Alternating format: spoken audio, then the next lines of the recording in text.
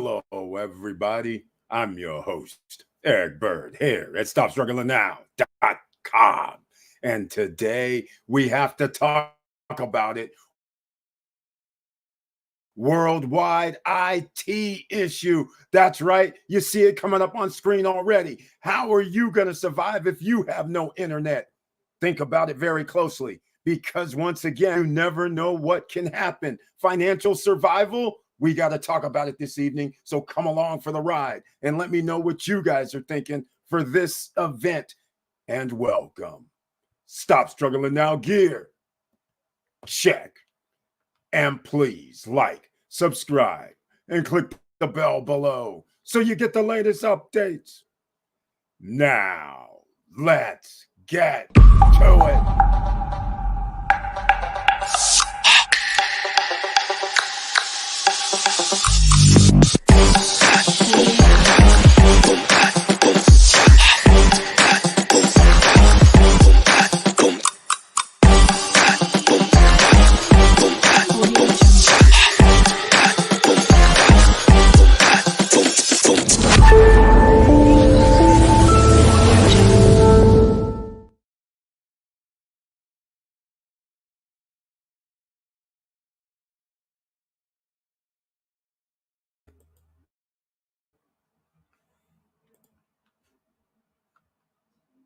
All right, ladies, Friday night live stream. Please share the videos. Why? Because other people need to hear this information. Sure, people are out here right now getting off work, figuring out what they're going to do with family, what they have to do this weekend. They have a litany of things that they need to do. And if they were not affected, then they would not know that there was a worldwide IT issue. I had to call up DMV. DMV recording says due to the worldwide outage. I'm like, what worldwide outage? Where I stay, no worldwide outage. But you cannot talk to anybody at DMV because of the IT problem. This is crazy when you think about it. Nothing could be processed. Airlines canceled. Microsoft affected. This is insane. Amazon affected. A lot of people. So this brings in the issue tonight. Let me know what you're going to be thinking about. If you can't use this, what are you going to do? If you can't use this device, that means, what if the ATM machine does not work? Which happens a lot, believe it or not, already without any type of issue. So that means you need your duffel bag of cash always on you, or you need another account offshore that's not connected to the IT that you can withdraw money from. If that doesn't work, then you know what you need, the duffel bag of cash on you. Because I have to announce worldwide IT issue, it also hit my other accounts not inside the USA. That's right, ladies and gentlemen. So you can imagine what this would put upon the citizens of a nation, any country. All right, Yahweh J, welcome to the SSN Nation Friday Night Live stream with that icon next to his name, which I greatly appreciate. And he brings his tagline this evening. Hello, SSN Nation. Happy Friday, everyone. Received notification, saw trailer, and he gave a one piece. Smash that like button. I love to hear that. Looks like we have a little lag this evening. This is going hand in hand with the worldwide IT issue, and Yahweh J, a real estate investment individual, is in the house. Businessman is here. So thank you so much for being in the house. Victor Marrero.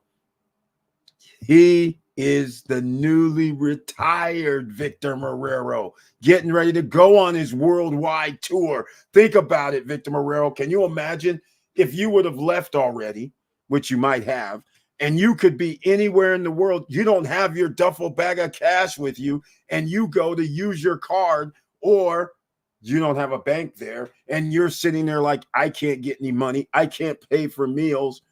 We have a problem. How much cash do I have on me? And oh, by the way, maybe I don't have the cash of the country I'm staying in on me. So now I got to find out what the transfer rate is, exchange rate is, and the exchange rate, depending on where I am, may not be favorable. That's why you never exchange money at the all right, at the airport. You don't exchange money at the airport, all right? You wait till you get in the city. It's that simple. You don't change you don't exchange when you're leaving at the airport, and you don't exchange when you're landing at the airport for different currency. All right. That's the way it goes. Victor Marrero, the soon to be retiree. Welcome to the SSN Nation Friday night live stream with that icon as a member. I greatly appreciate. And he brings his tagline. Hello, all. Let's do this. That's what we do. We try to get you financial survival, duffel bags of cash. Now, remember, when you go overseas, the duffel bag of cash going and coming could be detrimental to you if it's over 10 grand. I'm just saying. So it's not like, just let me get some things straight, because this is where I'm going with this. What's your survival if everything's shut off and you only live in one location? What's your survival at that point? Sure, you're going to hang. You're going to try and go down to a store. You're going to go try to shop. But if your card is turned off and you don't have a duffel bag of cash, you're in trouble. The store will take cash only. But if they can't do transactions, you got an issue. With a card, you have a problem. So now the other problem is, if I decide to leave with a duffel bag of cash that would have $20,000 and I leave the country and I land somewhere, well, it depends. Some jurisdictions, they might sweat you if they know you have over 10 G's or 12 G's or something. Other jurisdictions, they may not. But that's the risk you take. If you come back in the United States with 20 grand and somehow they know it because, you might have told them. And if you did tell them, you might get stopped. More than likely, your percentage goes up. If you didn't tell them, then it's, hey, we'll see what happens. But the point is, don't be fooled out here. You can Google how many times people come from overseas because they are smart. They have businesses overseas. So now, instead of wiring money, trying to do transfers electronically from a different country to the United States, they say, I'm going to bring it with me. So people have $40,000, $50,000, $60,000 on them. You come to the U.S. territory and they start acting like, where did you get the money? What are you doing? Must be illegal. We'll hold it here until you can prove that this is not illegal. That's right, ladies and gentlemen. You don't know where you live, do you? All right, enough with that. Let's get into it here as we have a discussion about this, because this is quite serious, actually, even though it's going to be restored. But the fact of the matter is, you guys don't understand. The world is under siege by those who want to take, steal, rob electronically, and those that are trying to stop them. The bad guys always can win, because all it takes is one little faulty situation, insecurity, and they can exploit it. And the exploitation is billions, millions, trillions. That's what happens. So that's why they can just keep trying and keep trying and keep trying. Just so you know. Now, let's get into it. Victor Marrero says the global outage created too much instability. Stock market didn't like that. Of course not. They can't do trades. Another red day today. I'm staying in regardless. Today's another day. You know what? If you have the capabilities of being able to buy stocks over the weekend, you should be considering it seriously, because on Monday, they will rise back up, because some people, and you know who those some people are. That's why this is funny as hell. The guys that have the advantages on the high-speed internet, where they can actually execute trades before everybody else and snipe off pennies, and those pennies turns into hundreds of thousands, if not millions of dollars, because they can snipe whoever they want because they can make a trade before and then resell it, they got their asses handed to them today. I'm just saying. All right, I'm just saying. Their stuff turned off. And there's like, oh man, I wish I was in a room to see their faces. Okay, a lot of people may not know what I'm talking about.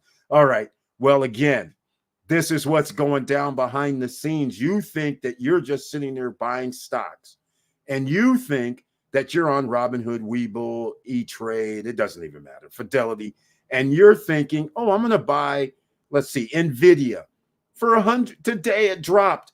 I'm going to buy it at $117. Great. But they already have a trade ahead of you where they're buying at 116.79. But now they snipe in front of you knowing you're buying at 17. They make the difference. They bought hundreds of thousands of shares. So you see 21 cents, and they are able to do that 100,000 times. All of a sudden, that's like $21,000. What if you can do it 1,000,000 times, $200,000? That is what happens. And when they can't do the IT situation where they have the advantage, they have a problem. And so therefore, stock market obviously going to crash if you can't make trades. So yeah, another red day is expected. Just like airlines can't fly, just like ATM machines will not work, just like DMV's going down. It's crazy, and AI is not going to help you. All right, so financial survival is what the name of the game is. What can you do? Hello, SSN Nation from Laverne Penix. Mr. Cool in this YouTube street is here. Another investor and businessman in the house. Welcome to the SSN Nation Friday Night Live stream with that icon next to his name, which I humbly appreciate. And he says, hello, SSN Nation. I hope everyone is doing well. I received a notification and saw the trailer.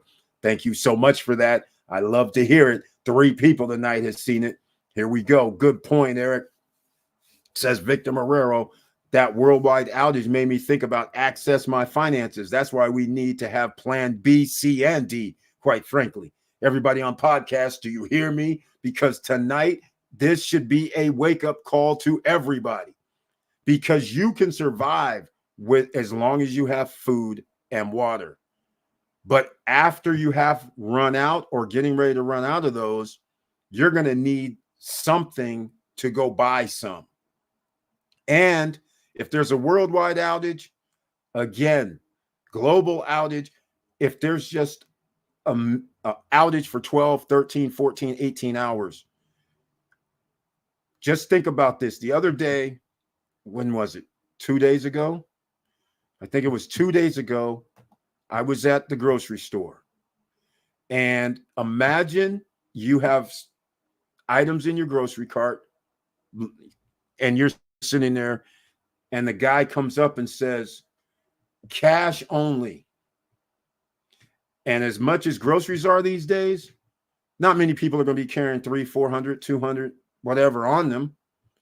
So because you have debit cards, there's no reason. But imagine that happens while you're standing. That's actually what happened. It had nothing to do with this outage, but the guy came up and said, because it was getting ready to close a little bit and people were in line, stacked up because everybody, they only had one aisle open, cashier open.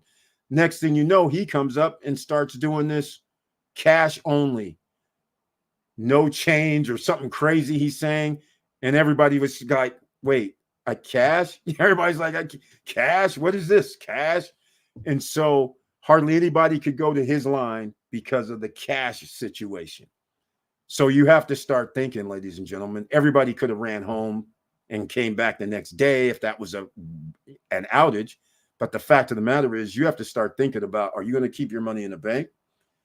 I told you guys about this before. Everything I've been talking about for the last 5 years, you guys may think I'm a little crazy, but 5 years I've been talking with you guys about setting up certain situations. Duffel bag of cash, I've always used that language for a reason. There's a reason, because it's times like this. All right. That's why then offshore close by. So if something does happen in your country, United States, you can easily get to a location in the Caribbean. Even if I live in California, I can get through to the East Coast. I can get through to Florida, right? Boats galore. I can get on a boat to go to any island in the Caribbean. All right. So this is why the setup is you have property on another island. So you show up at the other island. They go, hey, man, wait, your passport, it's revoked. I go, good, fine. I'm going to my property over here. Oh, wait, you own property here? Hell yeah. They're going to say, oh, you can come on, man. You got to work on that visa, though, for the next, after 90 days and start working on your visa right now. You going? You got a bank account here? Yeah, here's my bank card. Oh, wait, dude's legit. Okay, you can stay. He's got property here. He's got a bank here. He's staying. The rest of y'all, you might have to go. This is where it could go. I keep telling you guys, you just had a little test right now, today. So don't be fooled out here. This could actually happen in the future. You just never know. Countries are out here doing different things for different reasons. And the United States is number one target for a lot of countries, although we have a lot of allies. So that's a good thing. Brian P., welcome to the SSN Nation for live stream with that icon next to his name, which I greatly appreciate. And he brings his tagline this evening. Hello, Eric. I hope all is well with you. Hello, SSN family. Yes, all is fine with me. And Brian P., ladies and gentlemen, that's right. We have in this YouTube street, Mr. Dividend. He's here. You want to know what dividends are? Stock market dividends. Go see yieldmaxetfs.com. You've heard me. Get a pen, pad, and paper. Yieldmaxetfs.com. We need the stock market to work for this to work because they do things based on trading, options income. All right. So that's what we have to talk about. We're going to keep talking about this. I got the notification and he saw the trailer. That's 4 people tonight. Thank you so much, Mr. Dividend, for that. Now, let's get into what happened today, because once again, you guys have been set up for the plan. If the government goes rogue, you're set up. Why? We got the pre-constructions, right, over in the Dominican Republic. Or who knows? Some people bought in Mexico. Some people bought in South America, Central America. You can buy wherever you want. I always told you guys, I want something where I can get access to. I don't want something in Panama. How can I get there? I would have to be an illegal running through Mexico, all through Central America. No, I'm not doing that. I can just get on a boat somewhere on the East Coast. I can get to, in this case, Dominican Republic. I can get to Puerto Rico. I can get to, this is crazy. I can get to Bahamas, even though they might not allow me to stay. But the point of the matter is we can get to another island. All right, here. And if things are restored or whatever happens, you can always easily get back. So that's what I'm saying. I'm not saying this is going to be a thing. I'm just wanting you guys to understand all these things that we talked about over the last 5 years. You guys don't realize it sets you up for where you would be effective in case of this right here. This is crazy when you think about it. This is real crazy. Microsoft CrowdStrike issue causes largest IT outage in history. Live updates. Look at this. This is at the airport. Can you imagine? No car rentals for you today. You can't check out. Oh my God. No airlines leaving. You can't check out. Can you imagine? And who knows what happened with short with the Uber and Lyft. Who knows what happened with those? Look at here. Businesses worldwide grapple with ongoing major IT outage Friday as financial services and doctors. Oh my God. Can you imagine? Can you imagine under our healthcare system that if they can't use computers? Oh my God. That would be terrible. Geesh, offices were disrupted while some TV broadcasters went on. Oh, look, the news. Air travel has been hit particularly hard with planes grounded, services, airports issue advice to passengers. Wow. CrowdStrike. CEO, I'll just skip through this. In fact, you know what I'm going to do? I don't really want to read all of it, but this is serious. A lot of people don't think about these type of things. This is pretty serious. Your financial freedom's at stake. So remember, everything is electronic. Just like if you can't if your card doesn't work for your bank, your debit card, you can't log in your bank account to see how much you have. It doesn't even matter. You could have $1 million in there. You know you have it, but you can't access it. So what good is it? That's the whole deal. So that limits how far and what you can do. So those people who used to sit there and go, what's he keep saying about this duffel bag of cash? Why does he keep saying passport? If you can get another passport from a different country, get it. So you have two. All right. All of this stuff is for this.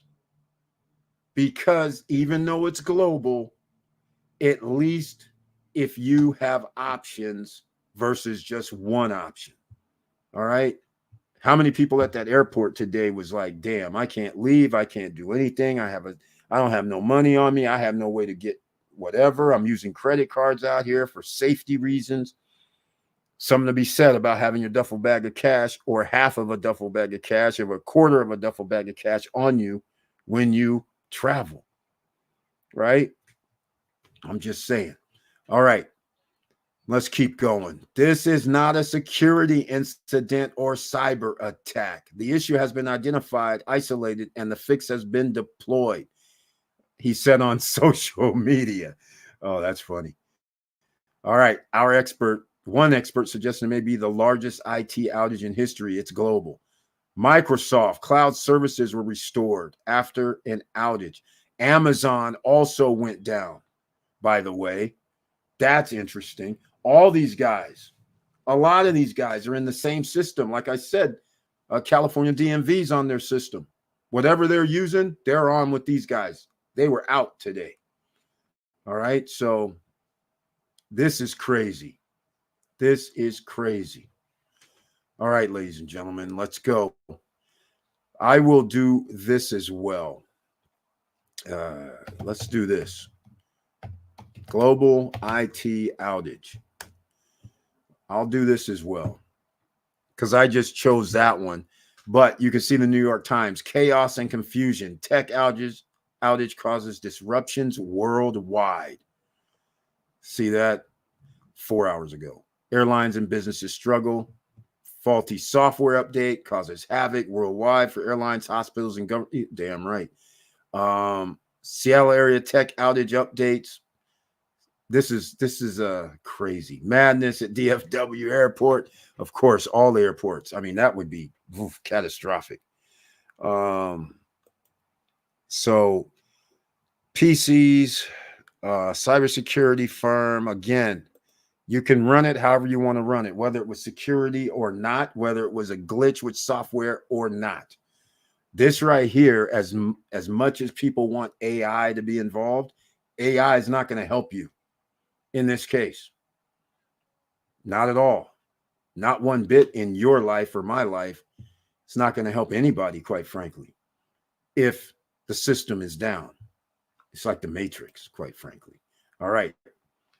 Let me know what you guys are thinking about this. I know we talked about it for the first 15 minutes or so, but what are you going to do about it? How are you going to survive? So everybody, wasn't crazy. That duffel bag of cash would come in handy if this continued, right? And another place that you can go to in case the other place actually did not have this issue. Think about that. Did not have an issue. Because my fear is one day, and I got to say, United States isn't what it appears to be. The military is mighty. That gets now $800 billion a year. But the infrastructure, our electric grid, does not get that same type of attention. All right. So now the electric is one thing, but what about internet? This cloud? What about everything that's involved and tied to it? Like it's a human. You cut off the spine, everything else is going to start failing. So that's what's, because we're all on these. We're all on what we're using right now. Can you imagine? No internet, no chit chat, no talking. It's like it's 1860. Street lights aren't on. Lights in homes aren't on. And you have to use money. You can't use digital money. Can't use Bitcoin either. So now what? So there's something to be said about preparing yourself with a little brass, weaponry, with duffel bags of cash. Right? All right. This is a warning. I've been telling you for 5 years. This is just a little tap, a love tap, tap, tap. Just think about it. All right. I'm not saying like it's a dire thing, but financially, how are you going to do it? You should be thinking about this. Not saying that it's going to be officially going to happen for like a half a year, 6 months, or anything like that. But it's just something to think about, which in turn also makes you invest. It makes you invest in other things when you think like this. And you still are going to win either way. So if nothing ever happens, what's the worst thing that happened? You have another piece of property somewhere that's making money for you. That's the worst thing that can happen. Or what's the other worst thing that can happen? Nothing. I don't see a downside. So just think about it. All right. Let's see. We talked about the global outage. 2,800 U.S. flights were canceled. Flights, banks, and media hit. Of course, all of it. It's on the internet. Come on. And CrowdStrike and Microsoft are two of the big players. And so is Amazon. And they all run cloud services. So if they're affected, that puts out some big time guys. So this creates a new business opportunity for who? Who's going to get this new business opportunity up and off the ground? That's what I want to know. Hey, Eric, get those two-way radios. Yes, yes, yes. Thank you for bringing that up. That's right. I should actually show mine, but I don't have them on me right now. But he's right. We got the two ways, the easy two ways, not the walkie-talkies, just the regular two ways. But the two ways run on a different band. So it's not on the Wi-Fi or on the cell phone bands, mobile band. It's on its own band. So yeah, that's another thing. Two ways. Good point. Great point right there. And they're cheap to, well, I don't know about if they're going to be cheap in the next week or two, but they're cheap. They're generally not that expensive. This is why people still keep their CBs, which is very interesting.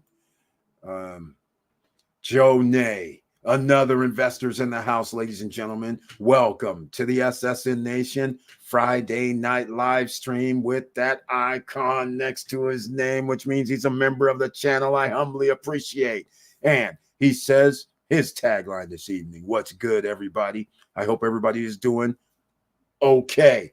That's right. We're doing okay, man, after this global outage, because we're talking about worldwide IT issue. How are you going to survive if your card doesn't work? How are you going to survive if none of your cards work? Debit, credit, none of it. And you don't have any part of your duffel bag of cash on you. What are you going to do? That's the question. What are you going to do? And again, how to survive. You need your own little duffel bag of cash beside you. You're going to need it. All right. Number one. You should also do number two. Joe Nay's on number two. Real estate off of the United States continent. I don't care where you're going to get it. But again, My survival says I need something that I can go to the East Coast, get on a boat, and get to the island. I don't need to be trying to figure out how to get down to Ecuador. I don't need to know how to get to Africa. I don't need to know how to get to Hawaii. I don't need none of that. Okay, I don't need to figure out how to get to the Philippines. It ain't going to happen that easily, especially if we have a power outage, global outage on IT. And now when you come to a country, here's my passport, and they go, that's nice, but we have no way to check it. So maybe you're going to have to stay over here in quarantine. You never know what they're going to come up with when you have hundreds, if not thousands of people who can't come into a country. You'll be illegal. They can't verify. You never know. So again, I need something close by for what I'm trying to say here. All right. Just reiterating, just never know. All right. Joe Nay, another investor. If I did not say that in the real estate game, I got the notification and I just smashed that like button. I'm keeping it 100. Thank you so much for that. And that's the fifth person tonight. So thank you for letting me know. Mo Better is in the house. Another investor is here. Welcome to the SSN Nation Friday night live stream. And he says his tagline this evening, what's up, SSN family? Hulk smashing the button. That's right. Smashing the button the Hulk way on the way in. Thank you so much for that. Make sure everybody, wherever you are, does not matter what you are on, what social media platform you're on, hit that like, hit the thumb, hit the heart, hit the whatever button to let them know that you're listening to this podcast. All right. And in fact, you know what's very interesting? All these years I've been on YouTube, and there's a lot of people who talk about, for instance, what happens if the money goes out? The currency is no longer worth anything. So you have the stacker crowd, right? So this, again, is another reason why I sit here and talk about it. Yes, you should have some silver and gold, a few pieces. I agree with that. But the fact of the matter is, you sitting there stacking gold and silver. Do you know how much this weighs? If you had to move, that's not something that you're going to be able to take with you easily, because you're going to have to be walking. Similar to the people in Venezuela when they were trying to cross the border to Colombia. And when they got there with their gold and silver, after carrying all that weight, the Colombians said, hey, hold on. You know, gold is, you're leaving, looking at your stuff going, hey, gold is in today's money, $2,300 an ounce, man. You got to give me at least 21, right? 22, right? You know what they said? Just what everybody says in a capitalist system. They're like, hey, man, we know your government wants to confiscate your gold and silver. We ain't paying. All right. 700-800 an ounce. How about that? We'll do that. Otherwise, kick rocks.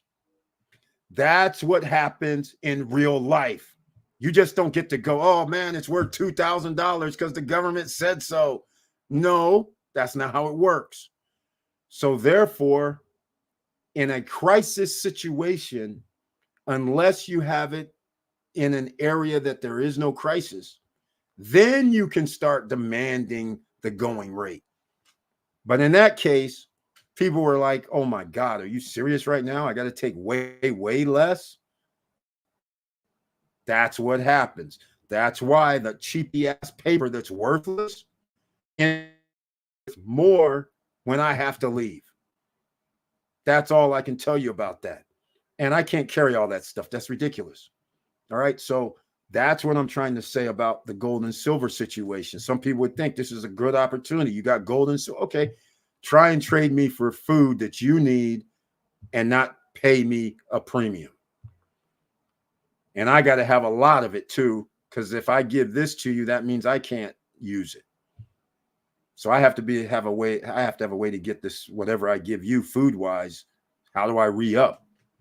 That's the $1 million question. So Venezuela was a perfect example of what's going to happen, because you ain't running down there to buy stuff at all.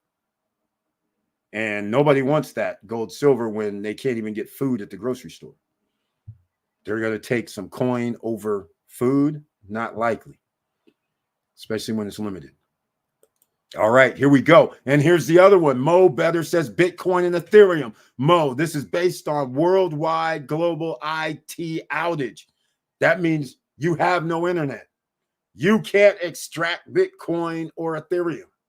It's just like your bank account. It's locked up. Your debit, credit cards, whatever, do not work. Zero operation. That's why you always know I talked about the double bag of cash. Being somewhere, you got to have it, because you never know what's going to happen. But this is just a lightweight job right here. I mean, there's been outages before, but this is the first one that's been this big. And this tends one to think there may be one coming bigger. Just don't know when and how. So just keep that in mind. About that, Bitcoin and Ethereum's on the internet too. You can't take it with you. If you're not on the internet or have no access to internet, you can't do anything. And you can't use if somebody so happened to have a Bitcoin card, which I don't know where you're getting those, but if you had that, you can't use it either, because electronically you have nothing rolling through. No internet, no way to withdraw, no way to create anything. It's stuck. So once again, not going to help you. Not going to help you. Oh, hold on. George's Charles, Mr. Emerging Millionaire is here. Welcome to the SSN Nation Friday night live stream with the icon next to his name, which I greatly appreciate. And he says, hey, all, I smell money here. That's right. He does. And he smelled money years ago. And what did he do? He did that survival mode. He says, hold on, I'm going to go with Eric. I'm going over to the island, the Dominican Republic, because I know if I'm in Florida, I could just walk down to any marina and be like, hey, man, who's going to the DR? And I know in 24 to 48 hours, I'm getting a ride. That's all I'm saying. And I got a duffel bag of cash also. So I know I can get there. And once we have property there, well, we're staying. We can stay. That's all I can say about that. All right, here we go. George's Charles, thank you so much for the super sticker, my man. The donation is greatly appreciated. I thank you. I humbly appreciate it, man. Thank you so much for the donation. A rare sighting. I appreciate it. Cold wallet might be locked up, but not lost. Mo Better, exactly a good point. The point, though, is you're right. It's not gone. It's not locked, and you have it, but you can't extract anything because the internet's down. That's the problem. You have to have the internet up. And how are you going to exchange? If the internet's off, you're done. It might as well be worth nothing, which is going to be very, very interesting if this does occur. And by the way, America has had the fortunate situation of never actually having a war in this era, in the last 50, 60, 70, 80, 90, 100, 200 years against enemies who would bomb your electric grids, bomb your natural gas facilities, bomb your streets, where you would have to do repairs in order to get things back up quickly. And as you know, in America right now, you're not getting anything back up quickly if it's down, other than the internet. But what I mean is, if the electrical grid's down, look at what happens when Texas and Cali and all other places have power outages that are for real, and they're sitting there like hours, and sometimes have to rolling, brownouts is what we used to call it in California. Crazy stuff like this. It's that close. It's not like we have been building our infrastructure to withstand situations. So just be careful about what you're saying. But I get it. Exactly. Need some cash. On standby. Exactly, Mo. That's what we have to do. George's Charles. Facts. Exactly. So this is what you have to think about, ladies and gentlemen. It could be like serious out here. Hey, what's going on? Oh, wait. Hold on a second, ladies and gentlemen. I just realized I have a situation. Hold on. I'm going to do something while I'm here because I didn't realize on Twitter, I used to, I don't, oh, this is different. I can't be on Twitter anymore. It says I have to have a premium account. I don't have a premium account on Twitter. So that's interesting. So sorry, everybody on Twitter, they won't see this, but we used to be on Twitter. Apparently not now. Not anymore. This is crazy. All right, fine. Then I guess we can't do the live stream to Twitter. So that's all right. We're going to go over to Instagram then. We'll see how that works. We'll go to Instagram. Why not? We've been testing it lately. So why not go over to Instagram? I've been testing. Let's see here. Huh. All right. Well, we'll see what happens. All right, Victor Marrero. It was a Microsoft issue. So just trying to get into your desktop was an issue for many. Exactly. Thousands of bank employees were affected. Exactly. This is so far reaching that nobody ever realizes it. Exactly. Microsoft was acting up, like he just mentioned. Bank employees, yeah, banks were out. I mean, the system's out. Yeah. I mean, this affects a large percentage of big time companies. And you don't think that they're going to figure out a way. They're like, hold on, we got to have backups. Be careful. They can be a scam trying to get you to click a link. Exactly. You're right about that. Whenever there's something online, that's when over the next 2 days, 3 days, I guarantee you, I'm going to have all kind of emails talking about, hey, we'll help you fix your outage or something along those effects. We know this is coming. So your financial survival, like I said, you have a few moves. Your duffel bag of cash, real estate outside of the country. 3, Mo is saying he likes the Bitcoin option, but Bitcoin runs on power. So even if I have cold wallet, I'm not comfortable with that.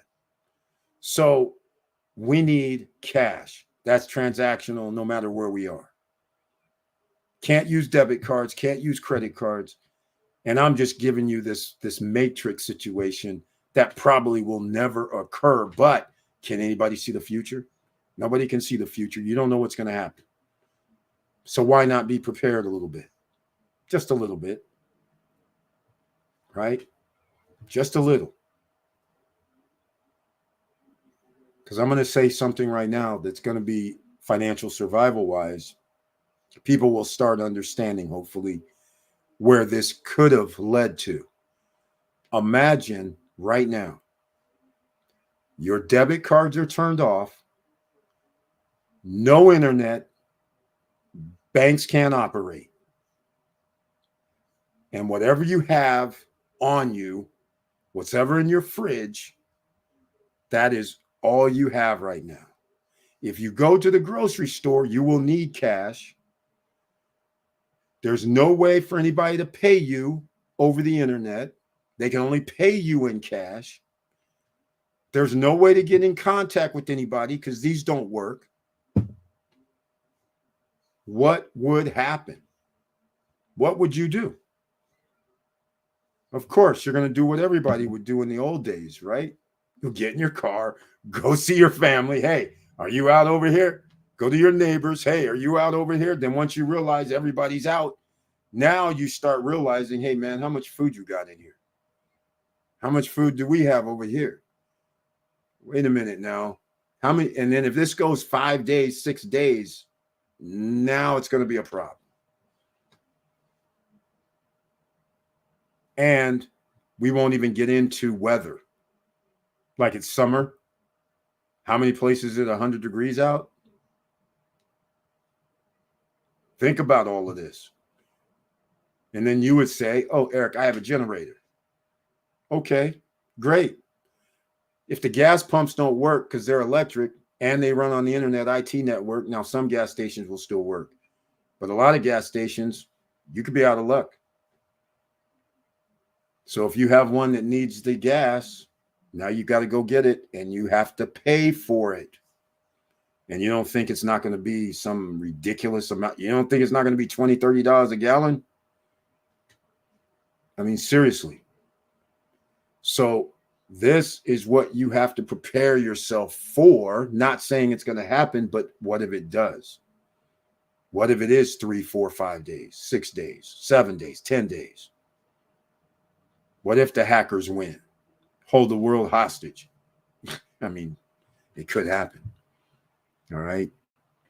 Zeros and ones, zeros and ones. Zeros and ones. Victor, I thought I heard them say this was a CrowdStrike issue. No. It is a CrowdStrike issue, Microsoft issue, but CrowdStrike, Microsoft, they're all running on the same IT lines.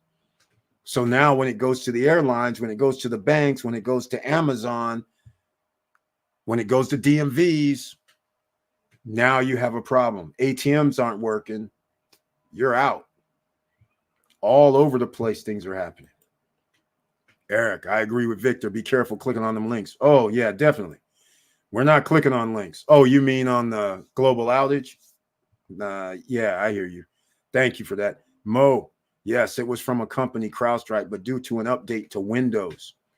Right. How many people have Windows? Or, first of all, you may not even have Windows operating system. Right? Look at this. Hold on. Let me go do this. That's not it.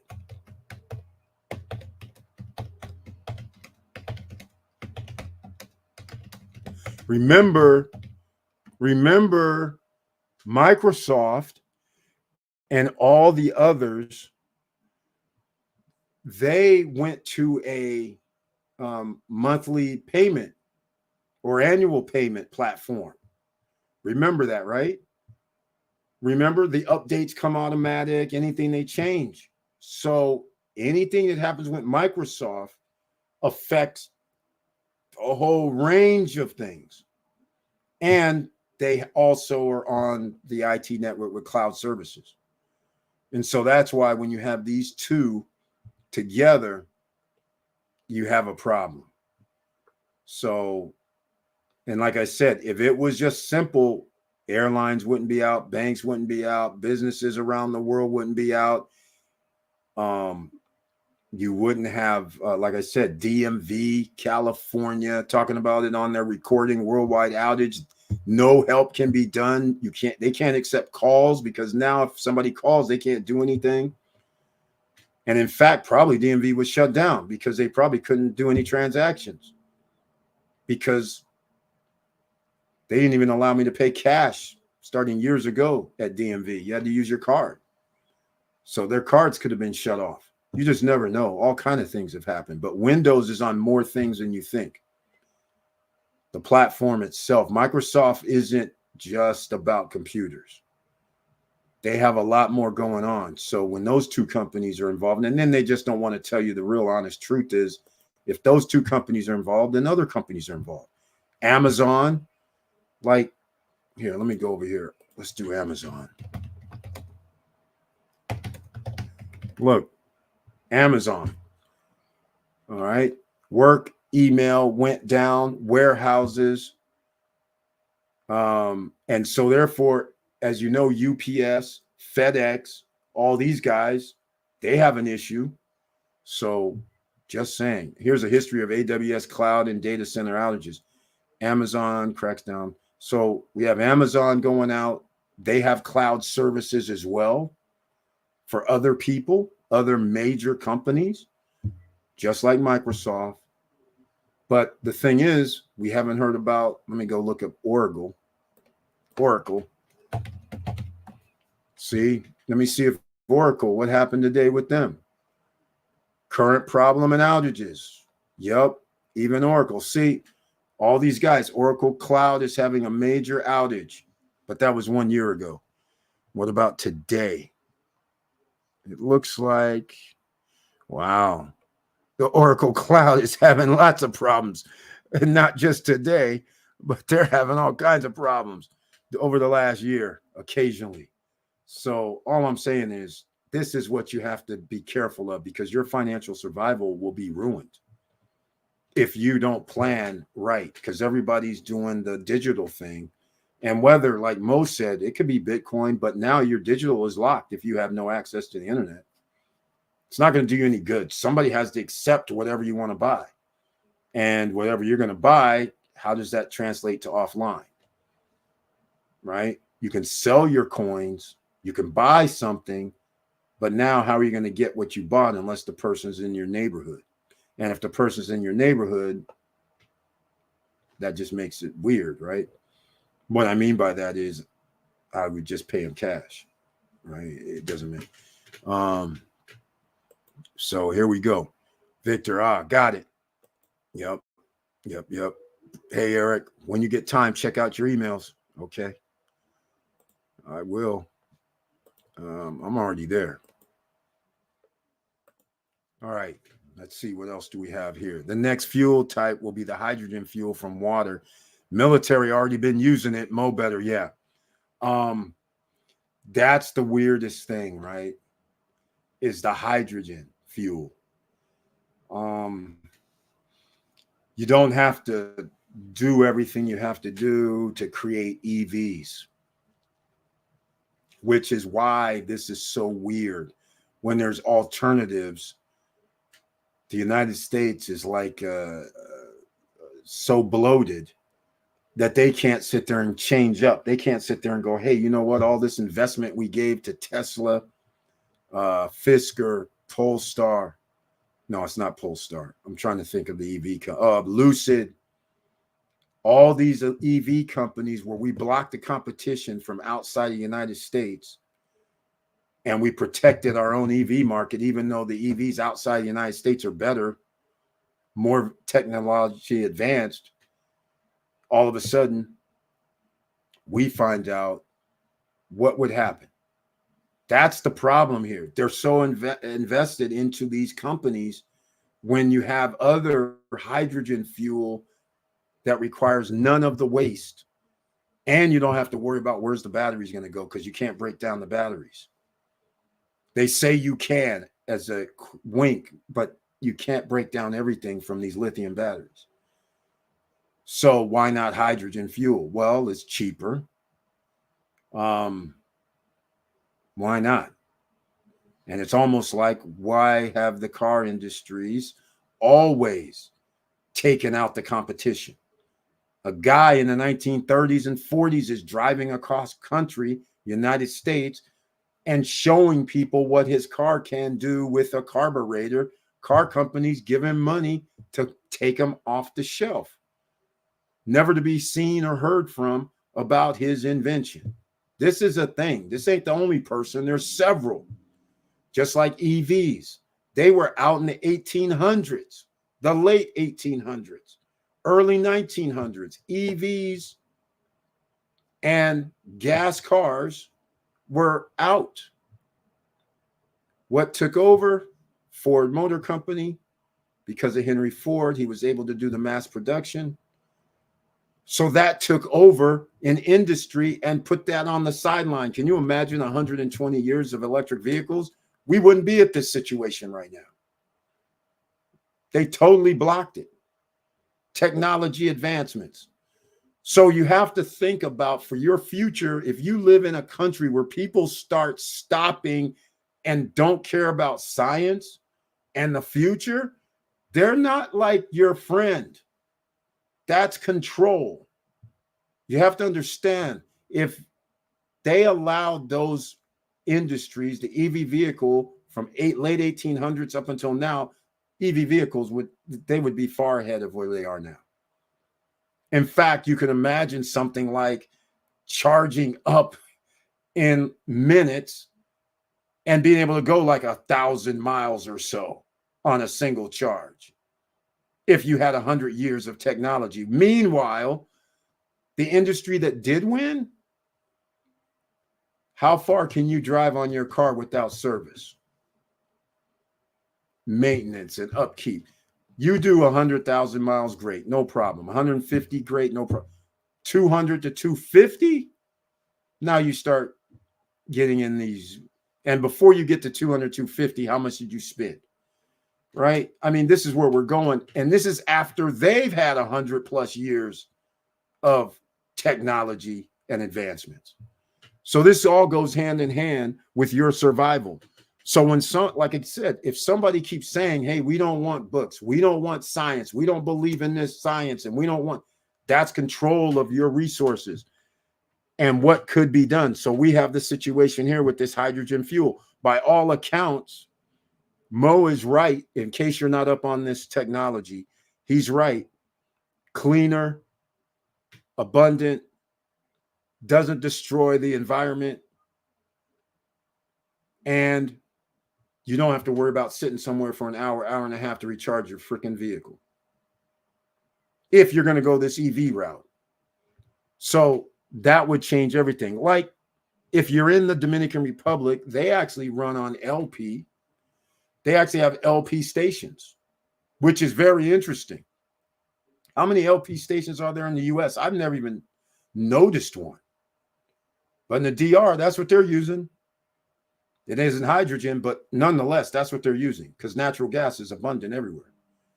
But it costs just as much, if not more, than gas, which is kind of crazy. Companies are going to have multiple different types of servers. There's backups. Mo, that's the point. You can't. That's the whole point. When the outage happens, it doesn't matter about your backup because there's nothing flowing through. You have no internet.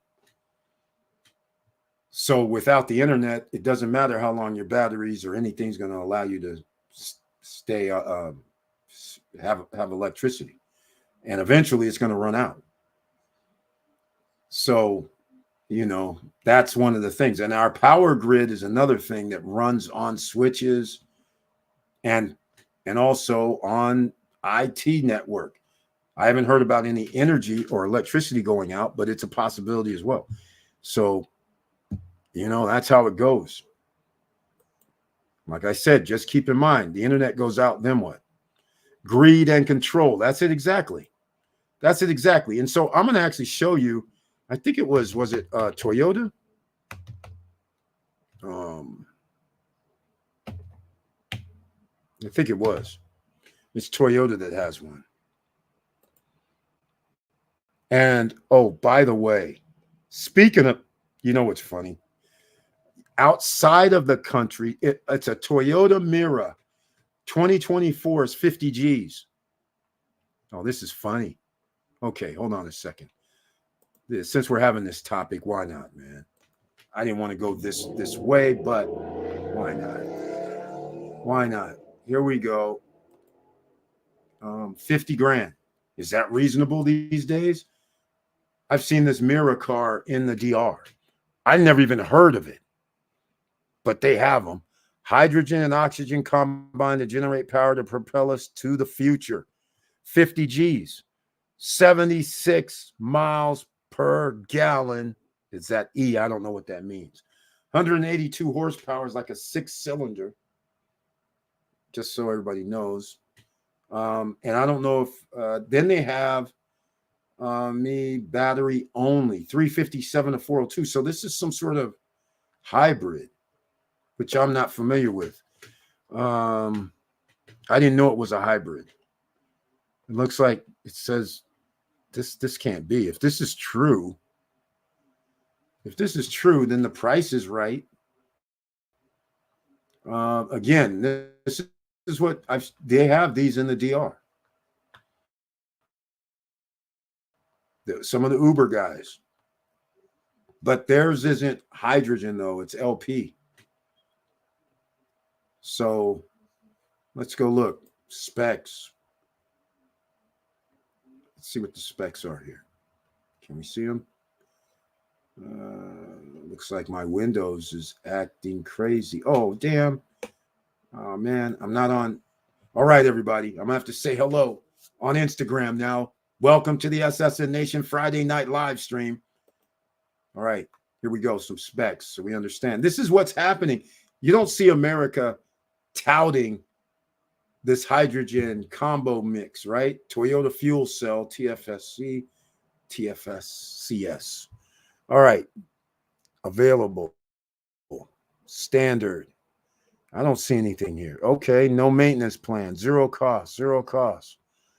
Here we go. Let's see what we got here. 142 liters, power as well, 128. Okay. Polymer electrolyte fuel cell, number of cells, hydrogen tank. Here we go. 87.5. Okay. Where do we get hydrogen from, gentlemen? Does anybody know? 20-cent packages, advanced technology package. Okay. All right. So there you go. So we have these guys entering into the system, and they're going to actually win. This reminds me of 1975, 1978, 1979, when American car companies, car makers, manufacturers, they actually were making those cars. They were like, oh, we don't care if our cars get 10 miles per gallon. We don't care about them getting 8 miles per gallon. We don't really care. And then Datsun, Nissan, BMWs, Honda made the cars that were 4 cylinders, 3 cylinders that got like 30, 40 miles per gallon, and they're selling for half price. And that's how they enter the United States market, even though U.S. puts tariffs on them, so they can't sell cheaper to American citizens. So the U.S. car manufacturers can pseudo compete. As we know, that was failed because America was holding back from what should have been going on. They're like, nah, we don't really care about that. So again, the rich guys just do whatever they want because, again, I hate to say it like this, but I have to. They will rather go out of business knowing they're going to get a bailout than to actually do the right thing to help United States citizens. That's what's messed up about this. All right. So just keep these things in mind. You guys, I can't even believe that there's trucks out here costing over $100,000. This is insane. Cars costing $100,000. Trucks.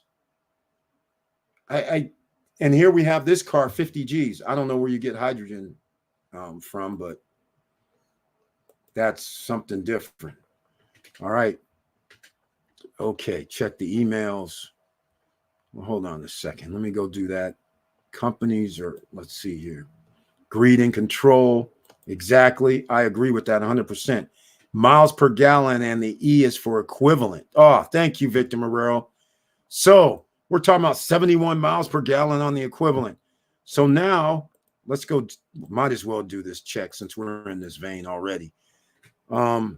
Where are hydrogen stations in the USA to refuel? What is that? Toyota. I think it's Mira. Nah, I think that's it. All right, let's see what we got. We got AI. Locator app and Toyota app can help find the hydrogen fueling station near you. Many hydrogen stations are located at existing gas stations and have similar dispensers but different nozzles and hoses. Wow. Are you serious right now? Wow. Toyota doing the damn thing out here. 50 G's, 4-door car, similar to a Honda Accord is what a Mira is. Oh, I wanted to go look.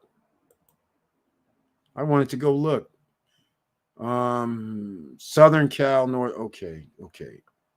That's not what I want. This is Cali. Are they only in Cali? Is that what we're talking about here? For current station location, here we go. This is going to be interesting. I find this fascinating. I'm like a little geek when it comes to this because I like alternatives before things happen. especially if it's saving you money. Right? Okay, let's see here. Zip code. All right. Oh, it's only in Cali. This is interesting. Well, there, nope, that's Cali too. Holy smokes, really? Oh, testing grounds. But look at this. This is great. Let's see what we got. Hydrogen. Let's go see. South River Road, West Sac. That's off the 5. 5 and 80. Yeah, that has to be. I think that's where it is. Wow. Wow. How cool is that? This is at the truck stop? Let me see. No, not the truck stop. This is interesting. Oh, this is almost in the warehouse district.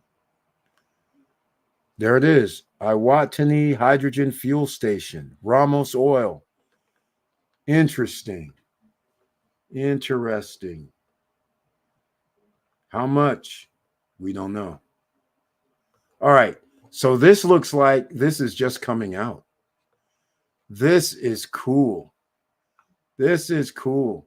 Just coming out, ladies and gentlemen. This is coming out. They're doing testing and they're all over the place. Well, it appears. I don't know if it's actually how close they are, but this is pretty good. Especially if you don't have to sit there for an hour. This is pretty good. This is very good for the Bay areas. Okay, I get it. I get it. Okay. True Zero. Online. Okay.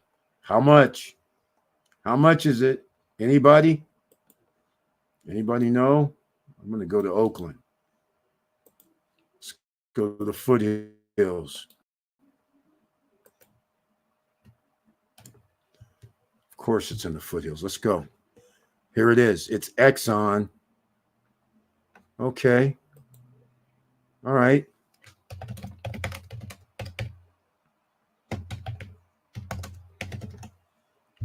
Let's go. H2. Fuel cost. There we go. Okay, this is crazy. What the heck? $36 a kilogram. What is a kilogram, though? As recently, it was charging $13, $14 per kilo. Analysis, it's now almost 14 times more expensive to drive a Toyota. Well, that's not good. If that's true. The fuel cell price can range from $10,000, but often can be as high as $15,000. Oh, don't tell me we have replacement parts. So this may be another venture. We'll have to check another day. All right, let's get back into the situation at hand. Worldwide IT outage. What do you guys think? Anybody have solutions besides the main two, duffel bag of cash and having another location that you can live and you own at versus having to visit or having to, figure out what to do? Just think everything's shut down.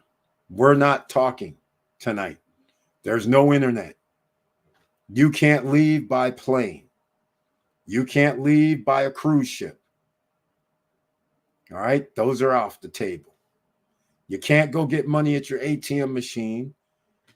After the store closes at 11 or 12 at night, you can't get food. And what are you going to be able to do tomorrow when you wake up? There's no electricity. But I won't do the no electricity. We'll keep the electricity on because the electric grid is still good. But how much food do you have? How much cash do you have on you? Because you can't go to the bank anymore. What would you do? All right. Okay, ladies and gentlemen, and everybody on podcast, thank you so much for being here this evening. If there's anything else you want to talk about, please do so now. I want to give a shout out to Macy Perez Torres. Welcome to the SSN Nation Friday night live stream. Thank you so much for being here. Everybody, if you want to join us on WhatsApp, I just found out something new today.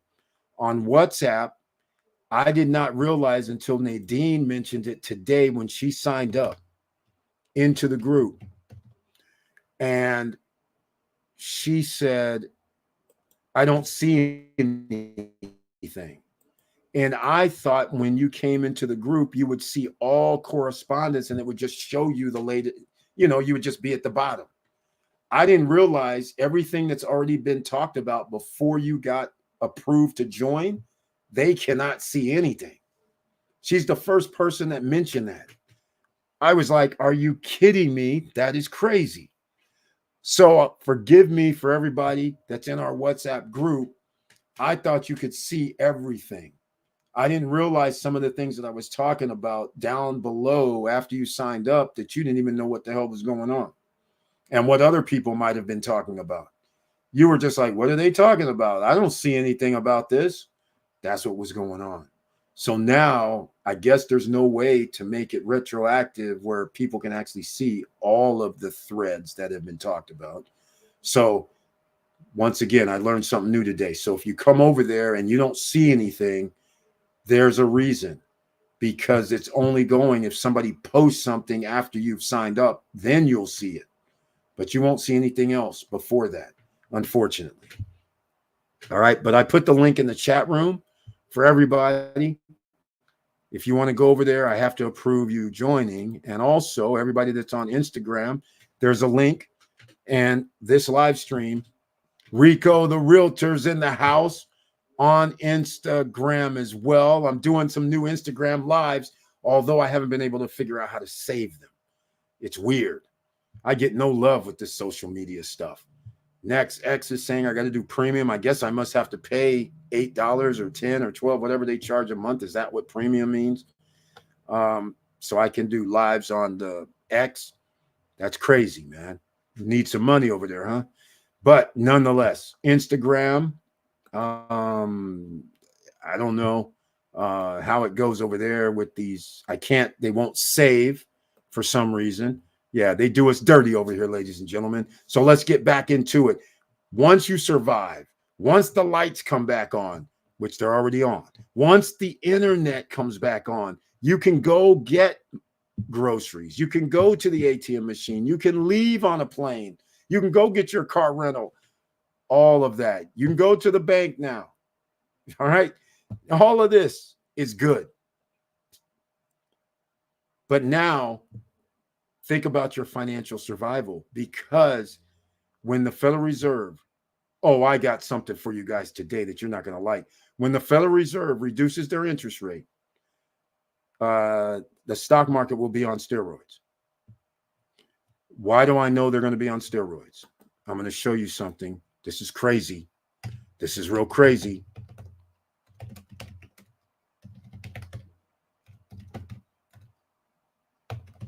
This is crazy. This is going to be crazy.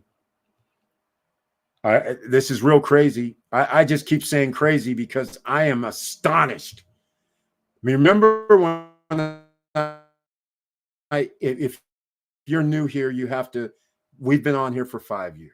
So we have not always been on Instagram. So people there streams or videos, but the wealth inequality I've talked about over the years, the last 5 years, when I first came on and told people the middle class is going to get wiped out in the next 5 years. So people said, I doubt it. But now they know for a fact by the numbers what's happening, right? 70% are living paycheck to paycheck. That's the middle class. 70% of Americans are living paycheck to paycheck. That's middle class wipeout. It has happened. Here's the thing. The upper middle class is going to be wiped out as well. And look at this, ladies and gentlemen. If you think this isn't sick enough, look at this. This just came out 3 hours ago. Look at this.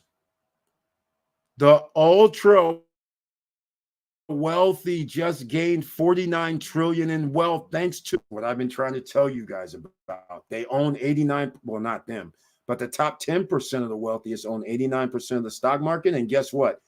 If this is true, They're not relinquishing 89% of the stock market. It's going to be something in the 90% of the stock market, because $49 trillion that they can use to borrow against or use to buy back their own stocks from their corporations. Are you serious right now? The global population of ultra high net worth individuals, or people worth 30 million or more, increased 8% last year. Their total wealth surged by 7% to 49 trillion. Are you guys reading this right now? I'm going to put this in the chat room. You guys, this is what I was afraid of. This means what I was just saying. In the next 3 years, the upper middle class, you guys were going to be wiped out. Your financial survival is in peril, seriously in peril. These guys, look at this. This is less than, let me see what this number actually was again. 30 million or more. Okay. The people that make 30 million or more, that's like 0.1%. All right. It's not even the 1%ers. It's not the 10%ers. It's not even the 1%ers. We're talking about the 0.01. That's who we're talking about here. 49 trillion in stocks, because why? The stock market doubled in the last 4 years. In the 2020s and 2021s, they were the ones investing in NVIDIA, AMD, TSMC, those stocks that we were talking about back then. Those things went from 40, 50, 60 bucks to over 1,000 per share. So you can imagine the people that have the wealth, they were able to just sit back. They don't have any reason to sell. They were just sitting back. So you can understand, between all the AI stocks that they were already into, all of the other types of stocks, including oil and banking and whatever, the stock market for ETFs has doubled. Even if they just put their money in an ETF, VOO, VTI, it doesn't matter, VCR, that's Vanguard Groups. But if they just had the total FANG stock, if you just had that, you're doubled. So the guys that have $30 million, they own corporations. They have stock options in their corporation. So not only do they have stocks because they're the owners of the corporation, they also have stock options in the millions. So therefore, they get to tap all of this. While the ordinary citizens, you can't do anything because you're not in the business of stocks. You don't have a corporation that has stocks. By the way, speaking of corporations that have stocks, I can't believe I can't figure out the Dominican Republic Stock Exchange. I'm just saying, why? If you have an SRL, you could actually be on the stock exchange. You could actually do what the big boys do. Because in our country, it's a lot harder if you just have an LLC to be on the stock exchange. Let's face facts, unless you have a lot of money coming in to actually go public, right? And be successful when you go public. You're going to need revenues or show some serious way that the investors will get their money back or make it worthwhile. So look at this.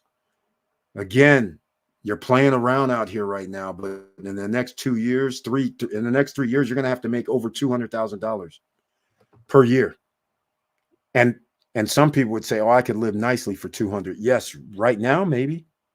But in 3 years, you're going to wish you were making $250,000 to $300,000, because that's going to be like bare minimum. You'll be living paycheck to paycheck. Don't worry. All right. It's in stone. It's pretty much in stone. Everything's going to rise in price. Interest rates by the Federal Reserve is going to come down. It's very simple. I'm going to keep riding this home until they actually do it. And it looks like they might even do it before September, which is scary. That's what's even scarier. All right. So look at that. This is crazy. Here it is. Here it is. This is what I wanted to see right here. There's only 426 individuals, 426,330 individuals, not even a million. Now, I don't even want to show this. I'm going to show it because there's 8 billion people people on the planet. So that means this is 1,330 divided by 8 billion. Okay. That's ridiculous. That's 0.0005. That's crazy. The wealth gap has just gotten astronomically larger. And they're holding it. They're hoarding. All right. Just keep this in mind. So your financial survival is going to mean you got to do something. You're going to have to be in business for yourself more than likely. Start thinking about what happens if your job wants to get rid of you. And now what? And heaven forbid, oh my, I can't even. This just keeps going on and on. So ordinary citizens, we're going to be taking L's. All right. Project 2025 is coming. You better read that. They're already trying to implement it. But here's the point I'm trying to make. If you can discriminate against anybody, and now what's already been done to 50-year-olds, if you're 50 and up, your employment opportunities shrink dramatically. Why? Because you generally make more money, and they have some 20-some-year-old that will take less, and they don't mind them taking half. They don't mind paying them half or 2/3 and messing up, because that annual salary that you get is costing them X amount of money. So they can say, okay, we can allow him to learn or mess up or whatever, half to 2/3. So who cares?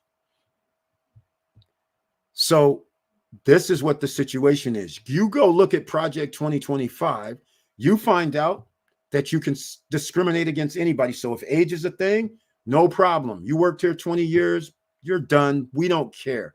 But the point I'm trying to make is, on the other side of the fence, you got to work. If you work more than 40 hours a week, you don't get OT pay. That's overtime. You don't get any overtime for work. So you can work 100 hours. The extra hours is no OT. They can make it mandatory. Just for starters. This is crazy stuff. This is crazy stuff. Almost like, I won't get into that derogatory situation, but again, this is crazy. And no Social Security, none, zero, done. No Medicare, done. Oh, and by the way, even if they do implement Social Security or some sort of that, you got to be 70, not just 67, 66, 63, whatever, 70. Your whole life. The average age of living is 77 for men, 79 for women. If you're married, you generally live a little bit longer, but still, these are the average ages in your 70s. Can you believe somebody's diabolical enough to do this? Knowing full well people in their 50s and 60s, if they don't have a job, the odds of them getting hired to have a job is slim to none, especially a high-paying job. Unless you have a friend that's a rich guy that can call up one of his rich friend businesses and say, hey, man, I got a guy that needs a job. Put him on the payroll. All right. So think about all this. All right. You guys, there's a war out here that you guys may not even be paying attention to from an ordinary citizen standpoint. You don't even realize what people are out here actually trying to do. And basically, it's the oligarchs. I hate to say like I'm against them, because we all want to aspire to be in the top 10%, top 5%, top 1% of the wealthiest. But a lot of these guys are just basically trying to make sure that you don't win. We don't win. Ordinary citizens, OCs, don't win. So all of these things you have to consider on what's your exit strategy. Because if you have no way to do something at a certain age, it could be 45. Who says it's over? You could be 40 years old, 45 years old, and they say, you know what, I am done. You're getting paid way too much. And these new rules, you can't work 75 hours this week. So you're canceled. All right, check your emails. Here we go. All right. Oh wow, really? I didn't realize I did that. Huh. Strange. Okay. Yeah,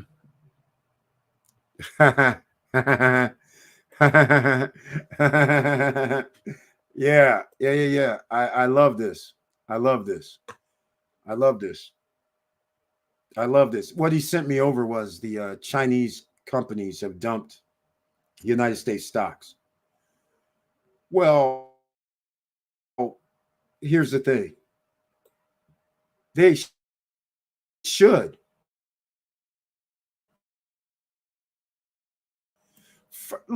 I mean, here's what on a whole nother level. 426,000 people out of 8 billion people make $30 million or more. They got $79 trillion of the wealth from the stock market. You could cure world hunger with this money. I mean, this is absurd. Okay, so I just wanted to say that first and second and third. Second, in case we have new people here, there's only 2,600 billionaires on the planet out of 8 billion people. There's only roughly about 60 to 65 million, which there's probably some new minted millionaires, but 60 to 65 million millionaires out of 8 billion. That is still 8 billion people that are not. And sure, there's a lot of people that may be well-to-do and fine. But when you have that type of disparity about the top two numbers, and now we have a 0.0005, this is crazy. $49 trillion. That's more than the national debt of America that these guys got in stocks. This is craziness right here. Here it is. Chinese investors dump record amount of U.S. stocks and bonds. Okay. First of all, you have to ask yourself, if you have United States stocks from 2020 or 2021 and the stock market doubled for your holdings or more, wouldn't you think I should dump it after I've made trillions of dollars? I'm pretty sure the Chinese are part of the $30 million club together. Even if it's not one person, but they have companies over there that buy stocks. Their government buys United States stocks and bonds. So people put out this saying they dump record amount of U.S. stocks, but they should. If you put in $200 or $300 million, and in 3 or 4 years that turns into 1 billion, why would you hold on to this? Wouldn't you do a sell-off? You would dump some of it. Wouldn't you say, well, hell, let me take this 700 million and then we'll just keep 300 million still in there? I mean, wouldn't that make common sense? That's money management. So hell yeah, we would be dumping record amounts because we made record amounts. We don't need to have the same amount of shares as we did before to even have the same amount. That's what I'm saying. This is crazy. So of course, this is what you should be doing. As an individual investor, you should be doing this. Look, Chinese investors sold a record amount of U.S. stocks and bonds, and they're calling May diplomatic tensions. Nobody cares about that. The stock market doesn't run on diplomatic tensions. These dudes still making money regardless of diplomatic tensions. So if they are sitting there saying, well, we're going to unload 100 million, 200, 300 million, $1 billion. I don't know how much they unloaded, but here we go. 42.6 billion. That's serious. But how much did they make? Sales in the first months of this year, 79 billion. That's over $100 billion. An all-time record high from January through May. So these guys are doing what they should be doing. If you had that much money wrapped up in the stock market, and how much profits did they make off of that? You can, oh my God. So forget the 42 billion. These guys made $1 trillion damn near. No, I don't think it's $1 trillion. It looks like if they invested this like 3-4 years ago, we're talking about these guys made like damn near 200, $300 billion. Hell yeah, you should be dumping some of it, just like anybody should be. All right. There's also possible political influence to reduce U.S. dollar holdings, he said. More than half of the sales were of treasuries, followed by agency debts and stocks. So for me, everybody should be doing this. There's no reason. Gino Scimmiente, if you're out there, I know it's driving you crazy. Gino Scimmiente was the guy that said, I take 25 to 30%. If during the day or during the week, if I get 25, 30%, I sell. I'll buy back in, but I'll take that profit and run. But can you imagine if somebody said you got 300% profit and just keep holding? That would make 0 sense. Come on now. That doesn't even make any sense. So they're framing it as diplomatic, this, that, and the other. And I'm framing it as, why wouldn't you collect 3, 4, 5, 6, $700 billion and call it a day and still leave the same original 300 million in there? Or 300 billion? Or actually, in this case, it was 100 and some billion. But all I'm trying to say, that's a lot of money. And they're part of that $49 trillion haul. China. Remember how everybody rails on China, right? You know what China's doing? They're doing business. They're buying stocks. They don't really give a shit about tariffs. Are you serious? We're just going to charge American citizens more. Are you serious right now? We're going to charge you more for our products that your companies are buying that are on the stock market. So we make more money when you guys send us or buy our products. Thank you very much. And then we know your corporation is going to make more money. So we're investing in them. Thank you very much. Does this sound like America's winning? This is stupid. So all I'm saying is you have to think about what's going on. Some people say China this, China that. We're going to do this, we're going to do that. They're not doing anything. We are.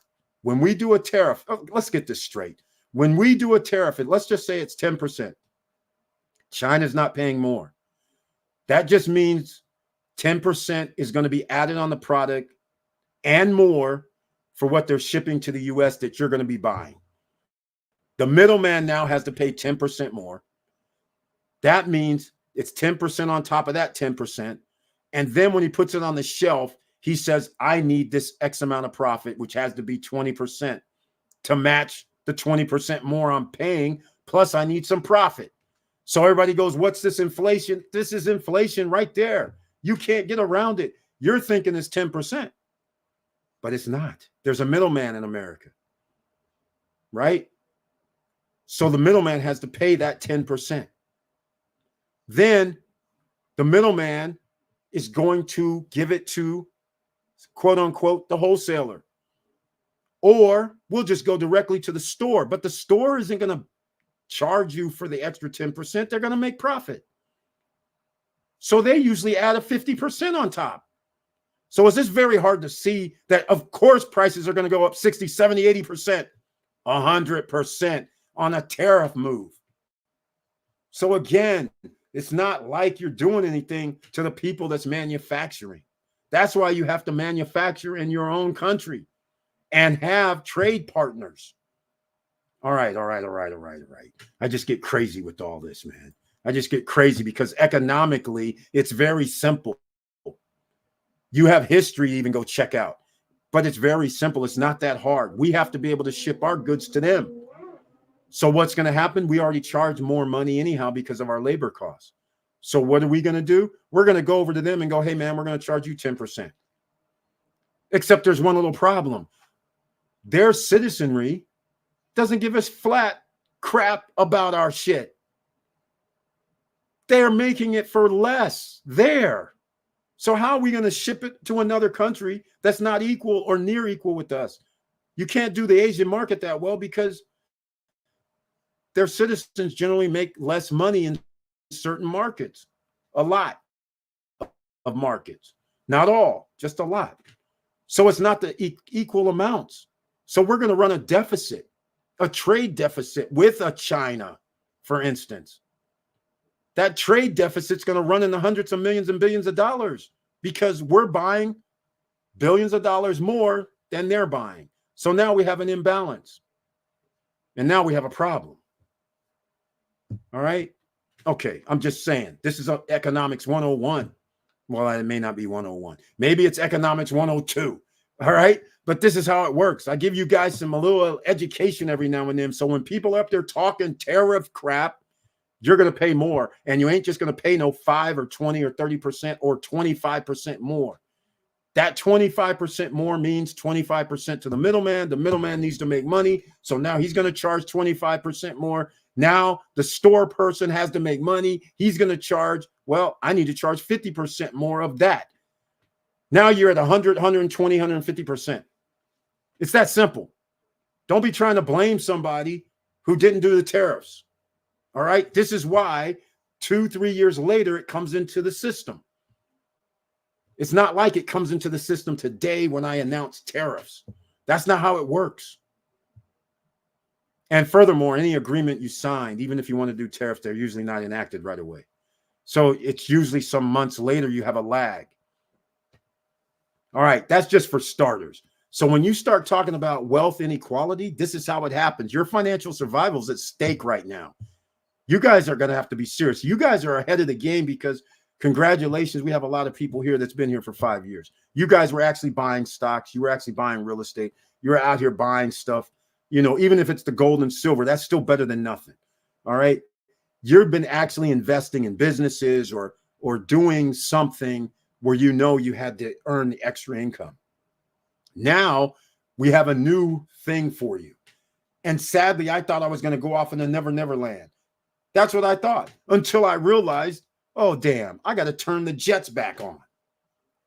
We're going to have to figure out how to get to the 200,000. That's what I'm going to be doing. 200 to 250,000 mark again.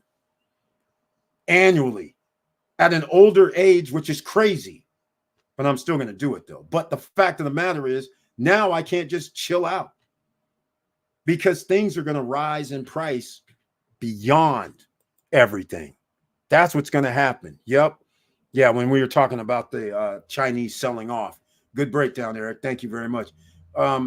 Again, when we have these type of things, this is making perfectly good sense from an investor standpoint where people are selling off. That makes perfectly good sense. And again, I get tired of misrepresentations that the wealthy guys are giving to the ordinary citizens, which is us. And especially when you believe what people say. So even if CNBC, I don't really care. Bloomberg, I don't care who says it. If somebody says to you, I need to do tariffs, you should be pissed.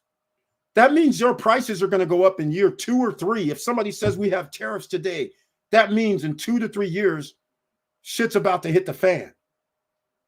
It's going to cost you more money. If somebody comes to you and says, we're going to have tax cuts, who's going to pay for those? You. It ain't good. What are you talking about here? This is crazy. Somebody has to pay for the cut. Somebody has to pay for an increase in price. And when it comes to taxes, you're inundated. Some people got 13, 15, 20, 25% taxes. So again, let me ask you something. We just talked about $49 trillion, right? Okay. So the $30 million guys, 426,000 of them, let's just say they were all in America. It doesn't really matter. Okay. Because they held their stocks, they could be liable for 15% off of the $49 trillion. And quite frankly, it may not even be okay, it'll be 15% of their profit. Keyword, of their profit. Okay, so I ask you, how many people here pay 15%? That's it. You make 100,000, you pay 15,000? Is that it? Is that what you're going to tell me? So see, it's not the same. It's not the same. Because they are corporations and companies, and they get to write off. Not only do they get to pay 15%, but now they can lower their amount because they're going to go, well, you know, we invested in these other things and they didn't turn up so good, which is why at the end of the year, the stock market goes kind of crazy because people are trying to get their year-end situation, their tax situation done for the following year. That financial survival, they got down pat. You, as an ordinary citizen, you don't have your financial survival down like pat because you're out here letting these guys play you. That's what you're doing. Agreeing to that BS. Saying, yeah, give them a tax cut, tax break. Again, $49 trillion. And somebody says to you, yeah, we're going to give them a tax cut. You don't have to pay the 15%, and you don't have to pay your 23% corporate tax either. And then somebody in the crowd like me says, well, who's going to pay it? And they're going to go, who do you think? The taxpayers are going to cover this. Meanwhile, these guys get off scot-free, less risk, don't have to take any risk, whereas we have to take risk. We have to give our money to these hedge funds. We have to give our money to the ETF funds. We have to give our money to the stock companies, the manufacturing companies, these companies, in order to get a return. Do you understand? We're giving them money to use against us. That's how crazy this system is. So when you sit up here and start going, well, I invested in this, I invested in BlackRock, or no, okay, forget BlackRock. We don't want to invest in them, but nonetheless.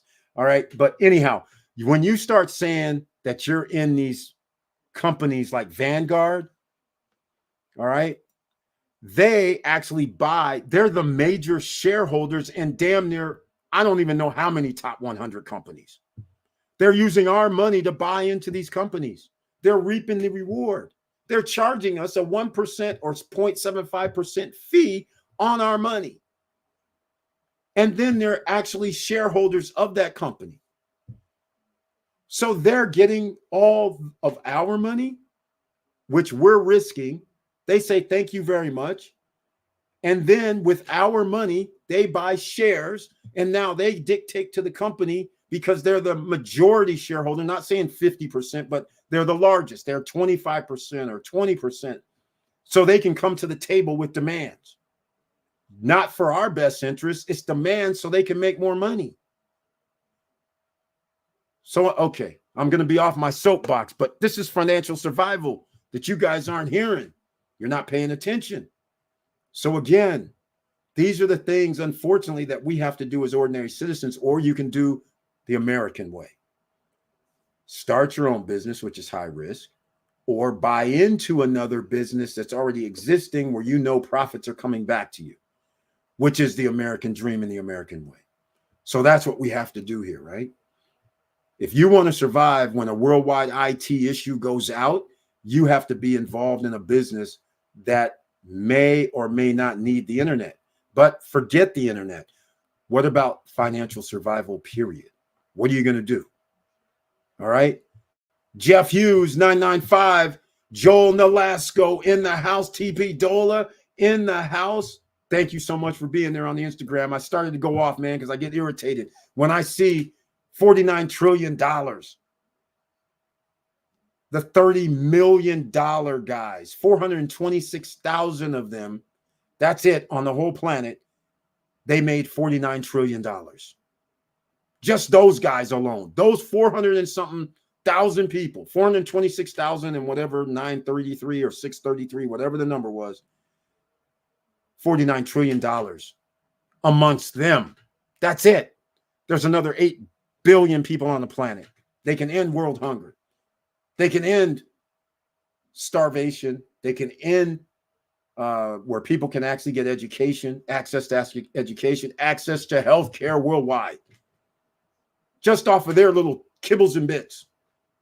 That's how crazy this is. Sorry, get on the soapbox. It just drives me crazy when I see an unfathomable number like that. It just irritates me. And we're out here working our asses off with potentially oppressive scenarios to stop certain people from succeeding. And in the meantime, these guys get to run off and act like, oh, I'm having life. Just let me go buy another yacht. Let me go buy another plane. Let me go. Yeah, well, the wages, who cares? You guys work for me. The wages are the same. I'll give you another 3% increase. No biggie. I mean, this is just insanity. So nonetheless, this just fueled me even more with this conversation tonight, because this worldwide IT issue could actually be a real thing, and it could last longer than just 1 day or 2 days or 3 days. So your financial survival for the ordinary citizens, SOCs, means we have to put more into the game. All these people that retired like 5 to 10 years ago, and they were only like 50, 62, 63, and they're sitting here over the last 10 years going, man, I thought I was good with $70,000, $80,000 a year coming in, but we're now spending $20,000 a year on groceries. And now my insurance for my house and everything is 10 times, 20 times more. It was only $700, $800. It was only $1,400. Now these guys want 8, 9, 10, 12, 20,000, want me to put on a new roof that now costs 100,000. Because the insurance company said, if you don't do it, we're not going to insure you. I mean, this is crazy stuff. This is not going to stop. They've already done it. As you guys know, when it comes to a capitalist system, it doesn't go backwards. It's not like it's going to stop.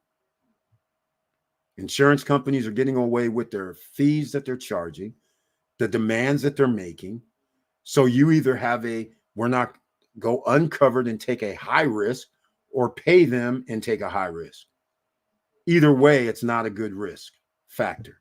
If you have to pay somebody $8,000 to $10,000 or $15,000 annually, that's not a good risk. Over time, that adds up. But at the same time, if something does happen to your home, it's going to cost more than that to fix.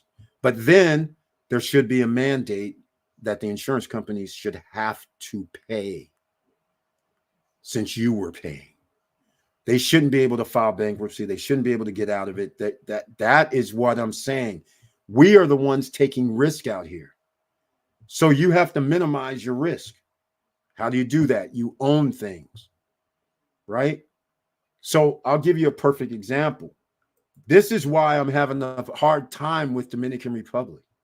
YieldMaxETFs.com. That's right, everybody on podcasts, everybody on the social media platforms. Make sure you go to YieldMax ETFs, because they use option trading along with treasuries to actually give the dividends. Mr. Dividend, that's his thing.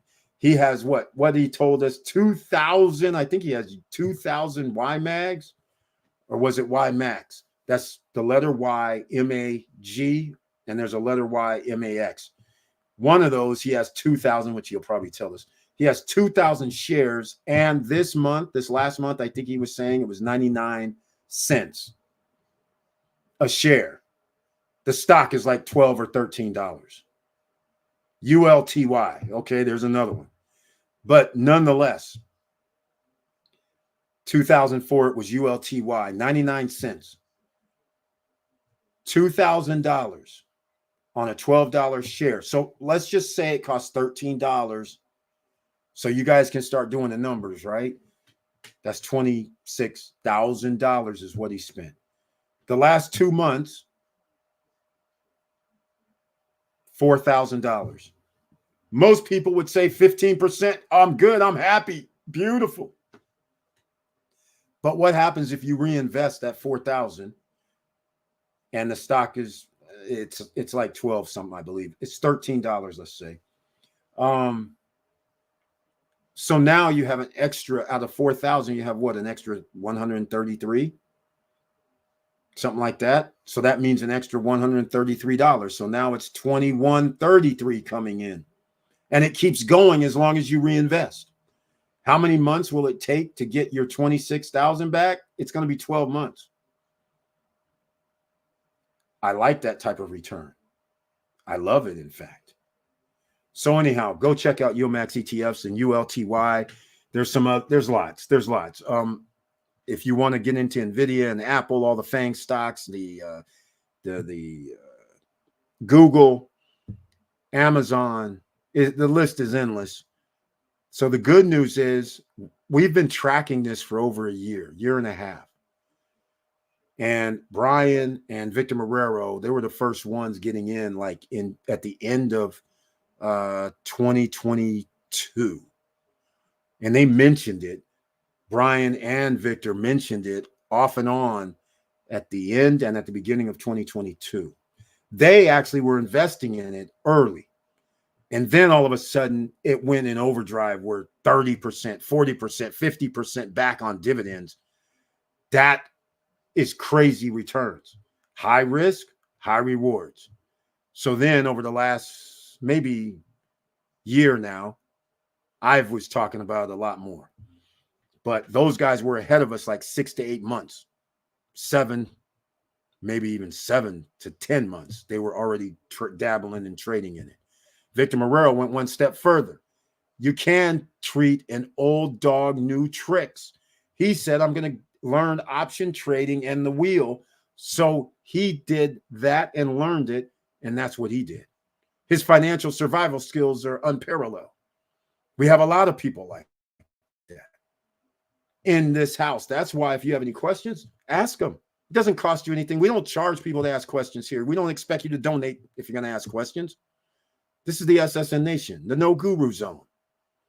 All right. So you can ask questions. Feel free. If I don't know the answer, we have several people here that are astute businessmen, investors. I mean, it's off the charts with the level of talent that's in this room. All right. Different walks of life, different ways to survive financially, financial independence. In case you don't know, Victor Marrero just retired. This man, I don't even know. He's going to be Mr. Worldwide because apparently he's going to touch all kind of continents. Going to the EU zone, going to go to the Asian market zone. I mean, he's going worldwide for months. Not just like going for like everybody else a week, 2 weeks. No, he's going to the EU talking about, I don't even remember, Spain, Italy. I don't even know where he's going. That's how crazy this is. All right. So hold on a second. Just looking for something over here myself. Okay, I can't find it. But anyhow, he's going Mr. Worldwide because he retired. He did several things for his financial survival. 2 retirements, invest in the stock market, invest in real estate, short-term rentals, more than one property. And now he's going to do a YouTube channel as he travels worldwide. And it's going to be off the charts because that's what people love when you travel and actually show people different areas that they may never go in their lifetime. People love that. So now he's going to extract and make money another way, makes dividend income. So he set himself and his family up for that. That's what you have to do, ladies and gentlemen. You can't be afraid, but at least we're here to try to help you, hopefully. All right. Now, with that said, I'm going to probably wrap this up because I have something to tell you guys. Today is my anniversary. That's right. I'm doing a live stream on my anniversary because I have the wife that says, hey, it's pretty cool. You got a cool wife, your cool partner. Doesn't have to be your wife. It could be a partner or whoever that's not upset, or maybe she might be upset because I'm over here doing 2 or 3 hours in prime time on their anniversary, official anniversary too. It's not even like a day earlier or tomorrow. So anyhow, maybe she'll give me some grief when I get off the phone. But nonetheless, thank you very much for bringing this to the forefront. MSTY. Wasn't that like $2 and something?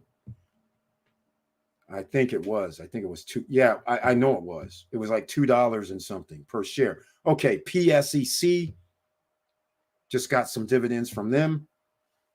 Got some dividends from MSTY. I know it's $2. I think it was $2.40, 44 per share, ladies and gentlemen, for a stock that's under $30 per month. All right. So that's what it is.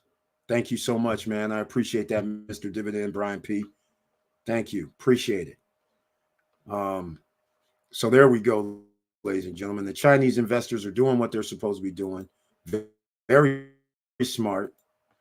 I can't say anything negative about that. That's how they should be doing it. We have some other news here. Okay, I don't know how this works, but this is going to be very, very interesting. Hold on. There might be some sort of reprieve for citizens in the U.S. if this is true. Look at this. This is out. This is ridiculous here. This is great news, Brian P. Brian P. sourcing everything. This man, this what gives him an advantage and investors an advantage whenever you study. You have to study. Your financial survival requires you to study. You just don't get a free ride. You have to improve your skills. What you knew 30 years ago may not hold up today. What you knew 10 years ago may not hold up today. What you knew 2 years ago may not hold up today. So thank you so much for that. But now I'm in the way. I'm in the way now. Damn. Hold on. I guess I'm running something else that I normally don't run. Uh-oh. If I get disconnected, I'll be right back, ladies and gentlemen. I can see it happening as we speak. But look at this, 41 states. Okay, hold on. 41 states. Congrats, Eric. You deserve happiness. Thank you. You too have worked hard to be where you are at now. Thank you so much, Victor Moreau. I appreciate that. Here we are. Look at this. 41 states. Come on now. That won't tax Social Security benefits in 2025. What are those 21 states? Okay, here we go. Social Security plays a big role in many Americans' retirement security. In fact, 40% of Americans ages 65 and older rely on Social Security for at least half their income. This is according to AARP. This is scary. But where you live can make a big difference. It can up to 85% of Social Security benefits be subject to federal taxation, depending on your income. You could also face state income taxes. Yes. Only 9 will do so in 2025. All right. Let's go. What's those states? Missouri and Nebraska have decided to stop taxing Social Security benefits. Kansas also joined in the bill signed midway through 2024. Come on. Here we go. 41 states. Colorado, Connecticut, Minnesota, Montana. Oh, wait, hold on. Only 9 states will continue to tax. Here's the 9 states that's going to tax. This is a lot easier. If you live in Colorado, they're still going to tax your Social Security. Connecticut, Minnesota, Montana, New Mexico, Rhode Island, Utah, Vermont, West Virginia. Wow. Well, no Cali, no Southeast is on here. Doesn't look like it. No Southeast. No West Coast, except New Mexico. Oh, no, hold on. Utah, New Mexico, Montana. They're out there. Rhode Island. What are you doing? Vermont. It's no surprise. West Virginia, no surprise. Connecticut and Colorado. Okay, those are only 9. Hold on. Kansas is no longer part of this list. And West Virginia is phasing out Social Security taxes with no state income taxes in 2026. Okay, West Virginia gone. Kansas, they're not on the list. So that's good. Okay, there we go. These states, 41 states, you know all the rest. Every one that I did not mention, which are all the states damn near that matter most. Come on. More people live in the 41 than they do in these 9. or these 8 after West Virginia takes off. So that puts pressure on the remaining 8. So this is awesome. That's great news. That's great news. Man, that's great news. Congrats, Eric. You deserve. Thank you so much, Victor Morel. Once again, you're welcome. Thank you, Brian P. Once again. All right. So thank you for sending that to me. I appreciate it. And everybody, I'm getting ready to go because let's just call it what it is. I've been here for a minute. So that means one thing and one thing only. It's SSN Lifestyle. Oh, if you're interested in real estate, well, we talked about financial survival where you want property outside of the country. I deal with Dominican Republic property right now, my SSN Lifestyle SRL. It is an SRL is LLC in the DR, and I'm a broker for a few of the agencies there, so I can deal with real estate. Pre-construction means no credit check, no qualifying, no barriers to entry, in case that helps you at all. So that's why you want to join our WhatsApp group. I'm the admin, so you can always hit me up. And my name is Eric, by the way. So let's see. No, that's the tax. Hold on. That's the 41 tax that I put in the chat room so people can go see about that. And here is the WhatsApp group. I have to approve people. And once again, I just found out today that any previous texts or messages within the group, a new person that signs up does not see it. I did not know that till today, until Nadine came in and said, hey, I don't see any messages in here. And I'm like, what? And there's no way to turn on where somebody new can see all of our messages. So that means when somebody posts a message, it may seem weird to you because you didn't see anybody talking. And it doesn't make sense. So that's the reason why. And I looked, I'm going to have to Google and see if there's a way that WhatsApp can make everybody see it, even if they come in today, that they can see something that came up there 2 months or a month ago or 3 weeks ago. It does not matter. I'm hoping there's a way, but I looked in some of the notifications and things like that, and there doesn't appear to be a way. That's sad. So there's that.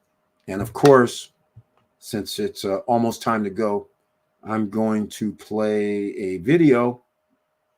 Let's go with this one.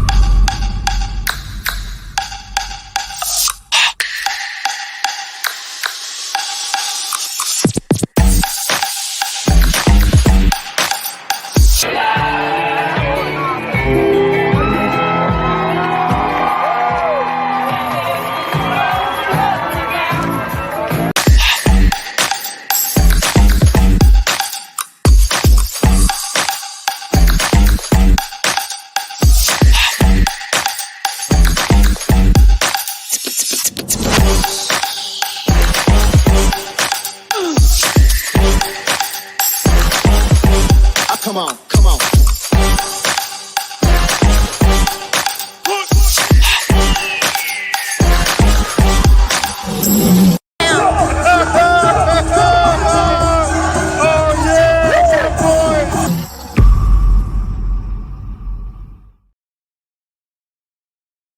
All right, ladies and gentlemen, SSN Lifestyle. If you can get there, you can get anywhere. Make sure you work hard. Make sure you invest.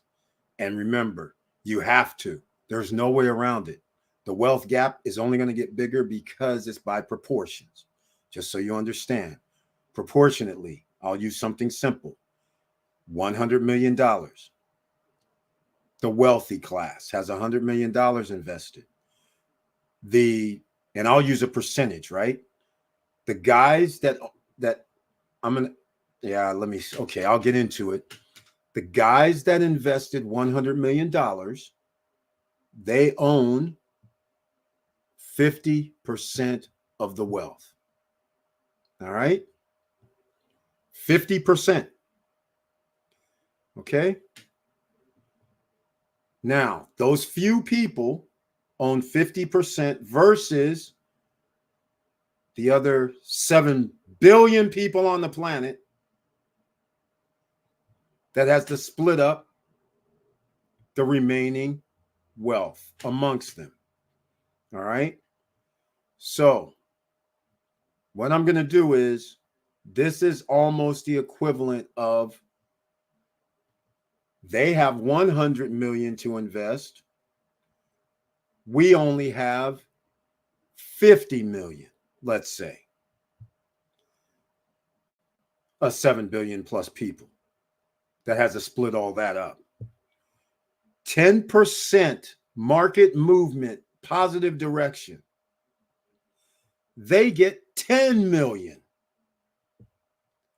We get 5. You only have a few people, less than a few thousand people in that 100 million club. But meanwhile, we have 7 billion in the 5 million club. Who do you think's going to get more wealth and wealth inequality? It's going to be the guys that got the 10 million, because there's only 2,000 of them, 2,500 of them. The 7 billion is getting pennies. So now they get to individually go out and spend more money to invest versus everybody else. They win. So you have to get in that category. So don't mope around. You're just going to have to face facts. Sometimes you're going to have to increase your knowledge and information. You can't go hide in the sand. Artificial intelligence is here. There's all kind of robotics jobs, artificial intelligence jobs. That's here. Oh, I wanted to show you guys something, because this right here, I should have not left this out. Oh my God. Hold on. I want to see if I can find this. Hold on. I got to go to YouTube real quick. Let me see if I can find it. If I can just find this clip, because I'm going to wait. The reason why I'm going to wait on this is because I want to show this on Monday. If I can't find it, I want to show this on Monday, because this is going to, well, let's just call it what it is. Victor Morrell is getting ready to go to Asia sometime in the next year. I just don't remember when. This is going to be very, very interesting. Very interesting. Let me see if I can find this real quick. This would be awesome if I could. But when he goes over there, he's going to see some stuff that is not here in America. That's what's going to be funny. The reason why I say that is because I'll just tell you, robo taxis for Uber, self-driving already exist. It's not a Waymo that's being tested in certain cities in America right now. No, this stuff is crazy. No, I can't find it, unfortunately, but I'll have it for you on Monday. So make sure you come back on Monday, all right? So let me put it to you another way. Imagine, you guys know how when Uber comes and you have to look at the license plate, of course. You have to see what the driver is, make sure it's the making of the car, right? Well, imagine if there's no driver, there is a car, and imagine if there's more than one person. How many of you out here have actually went to an event, and then as you leave the event, you have another 100, 150 people doing Uber or Lyft?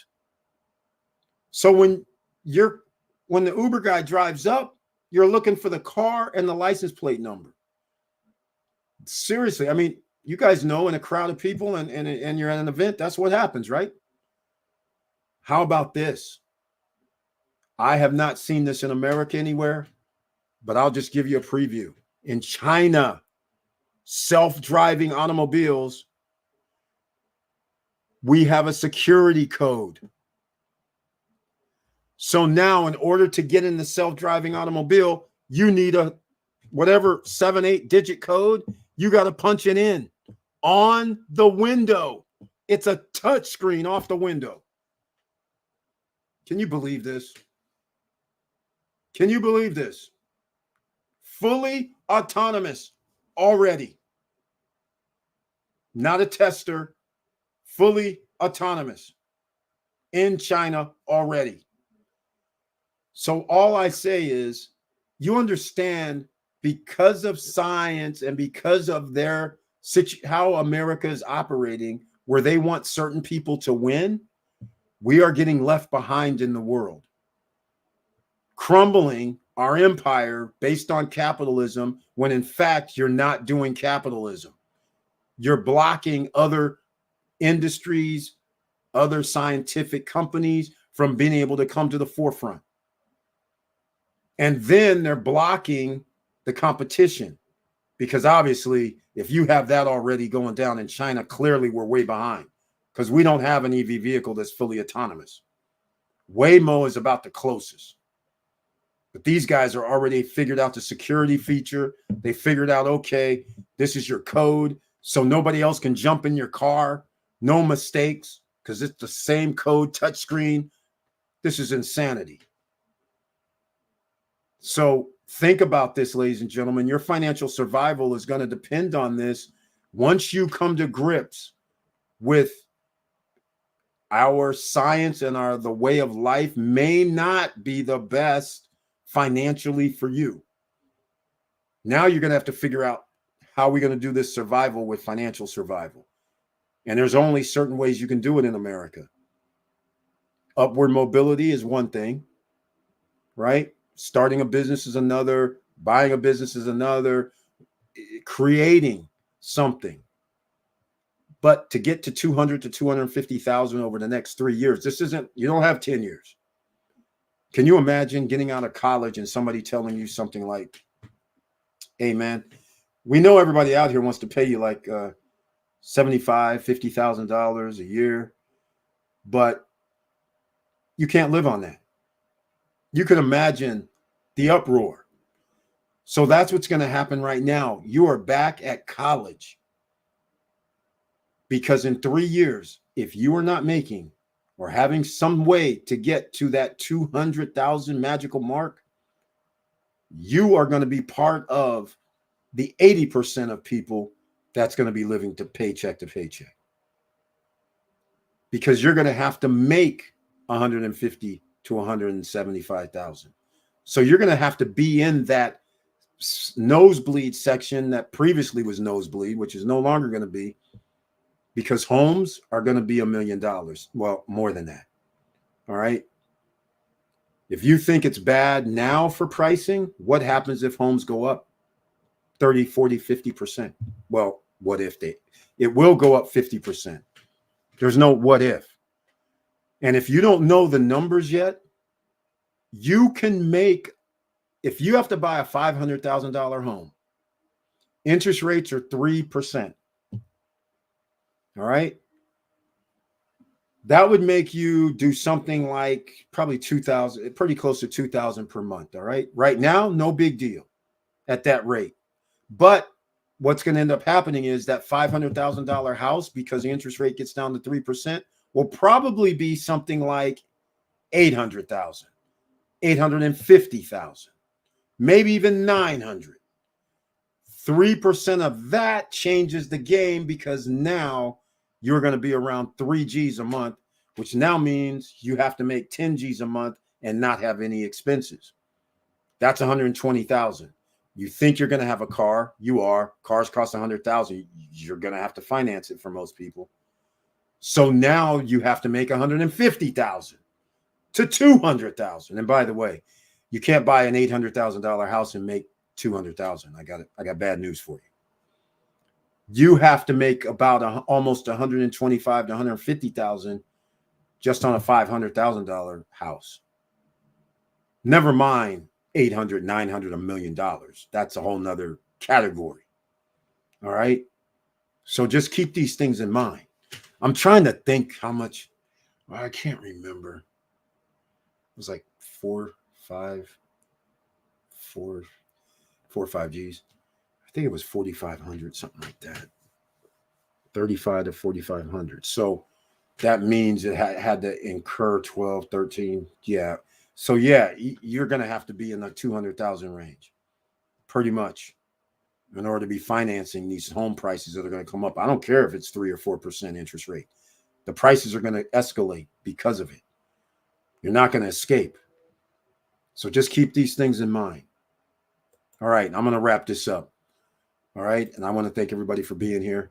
And once again, make sure you stay safe out here, because you never know. A lot of people are going through stress, duress, and you can't blame them for acting out. You can't blame them for a short fuse, even though you're involved in it. But step away if you can, because you never know what somebody else is going through and what they're willing to do.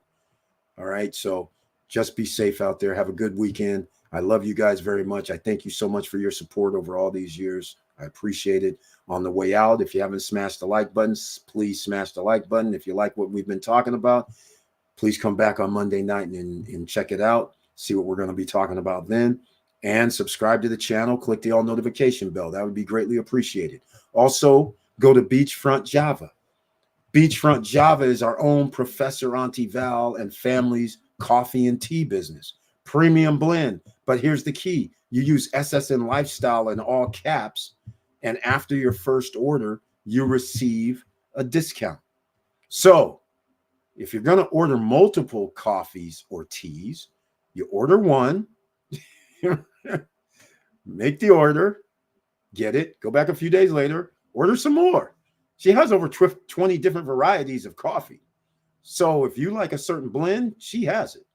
Her and her family have it. So go over there and show some love. Let them know you're from SSN Nation, but put in that code, SSN Lifestyle. Go to the ssnlifestyle.com if you want to find out about Dominican Republic real estate.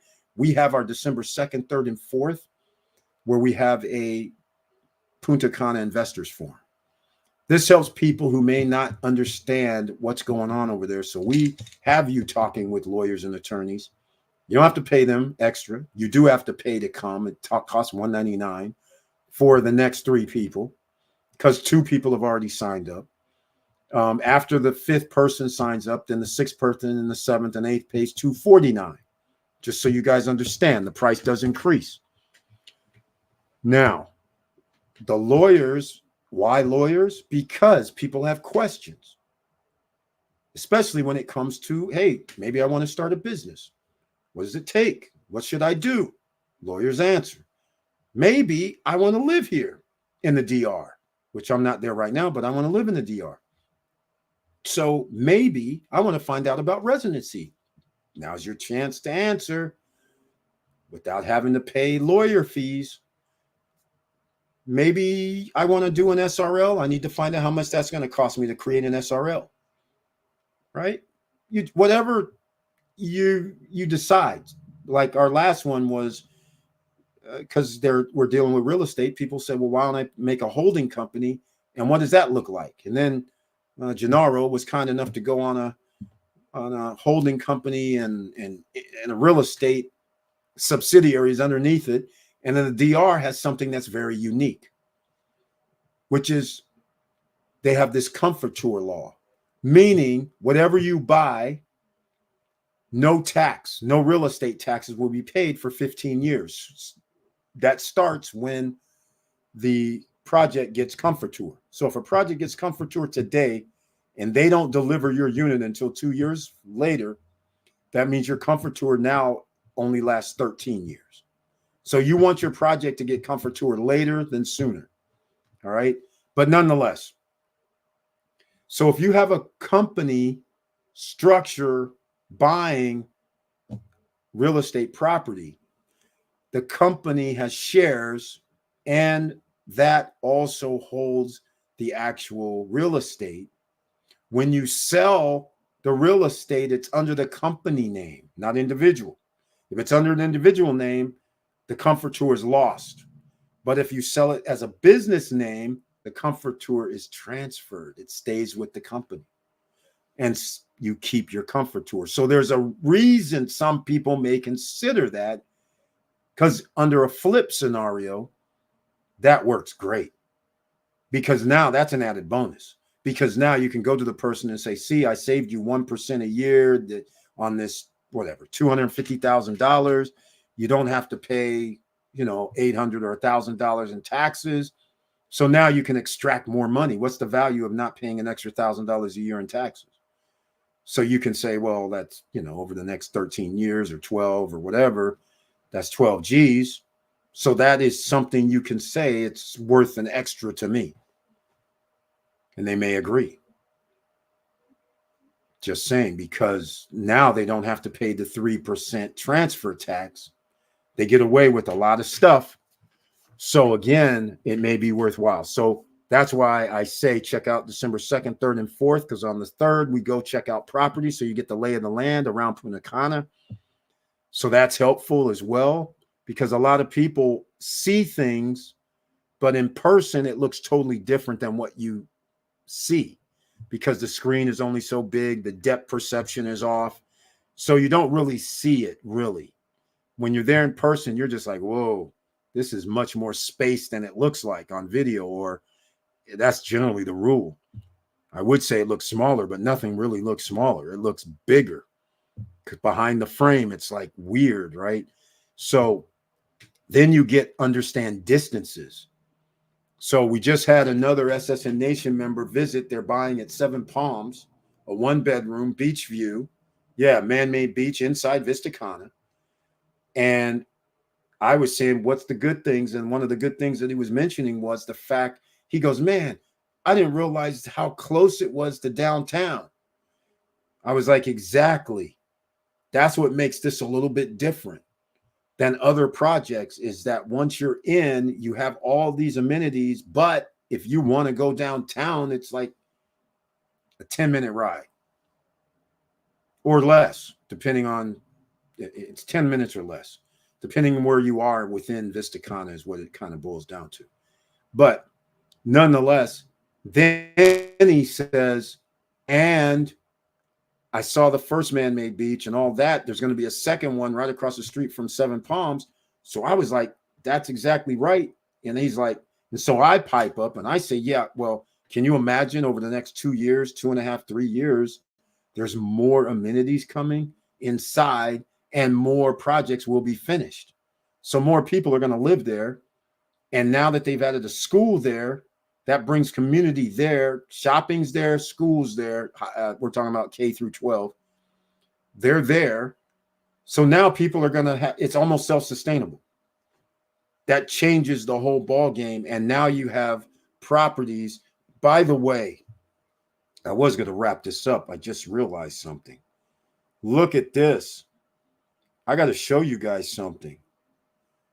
This guy just showed up.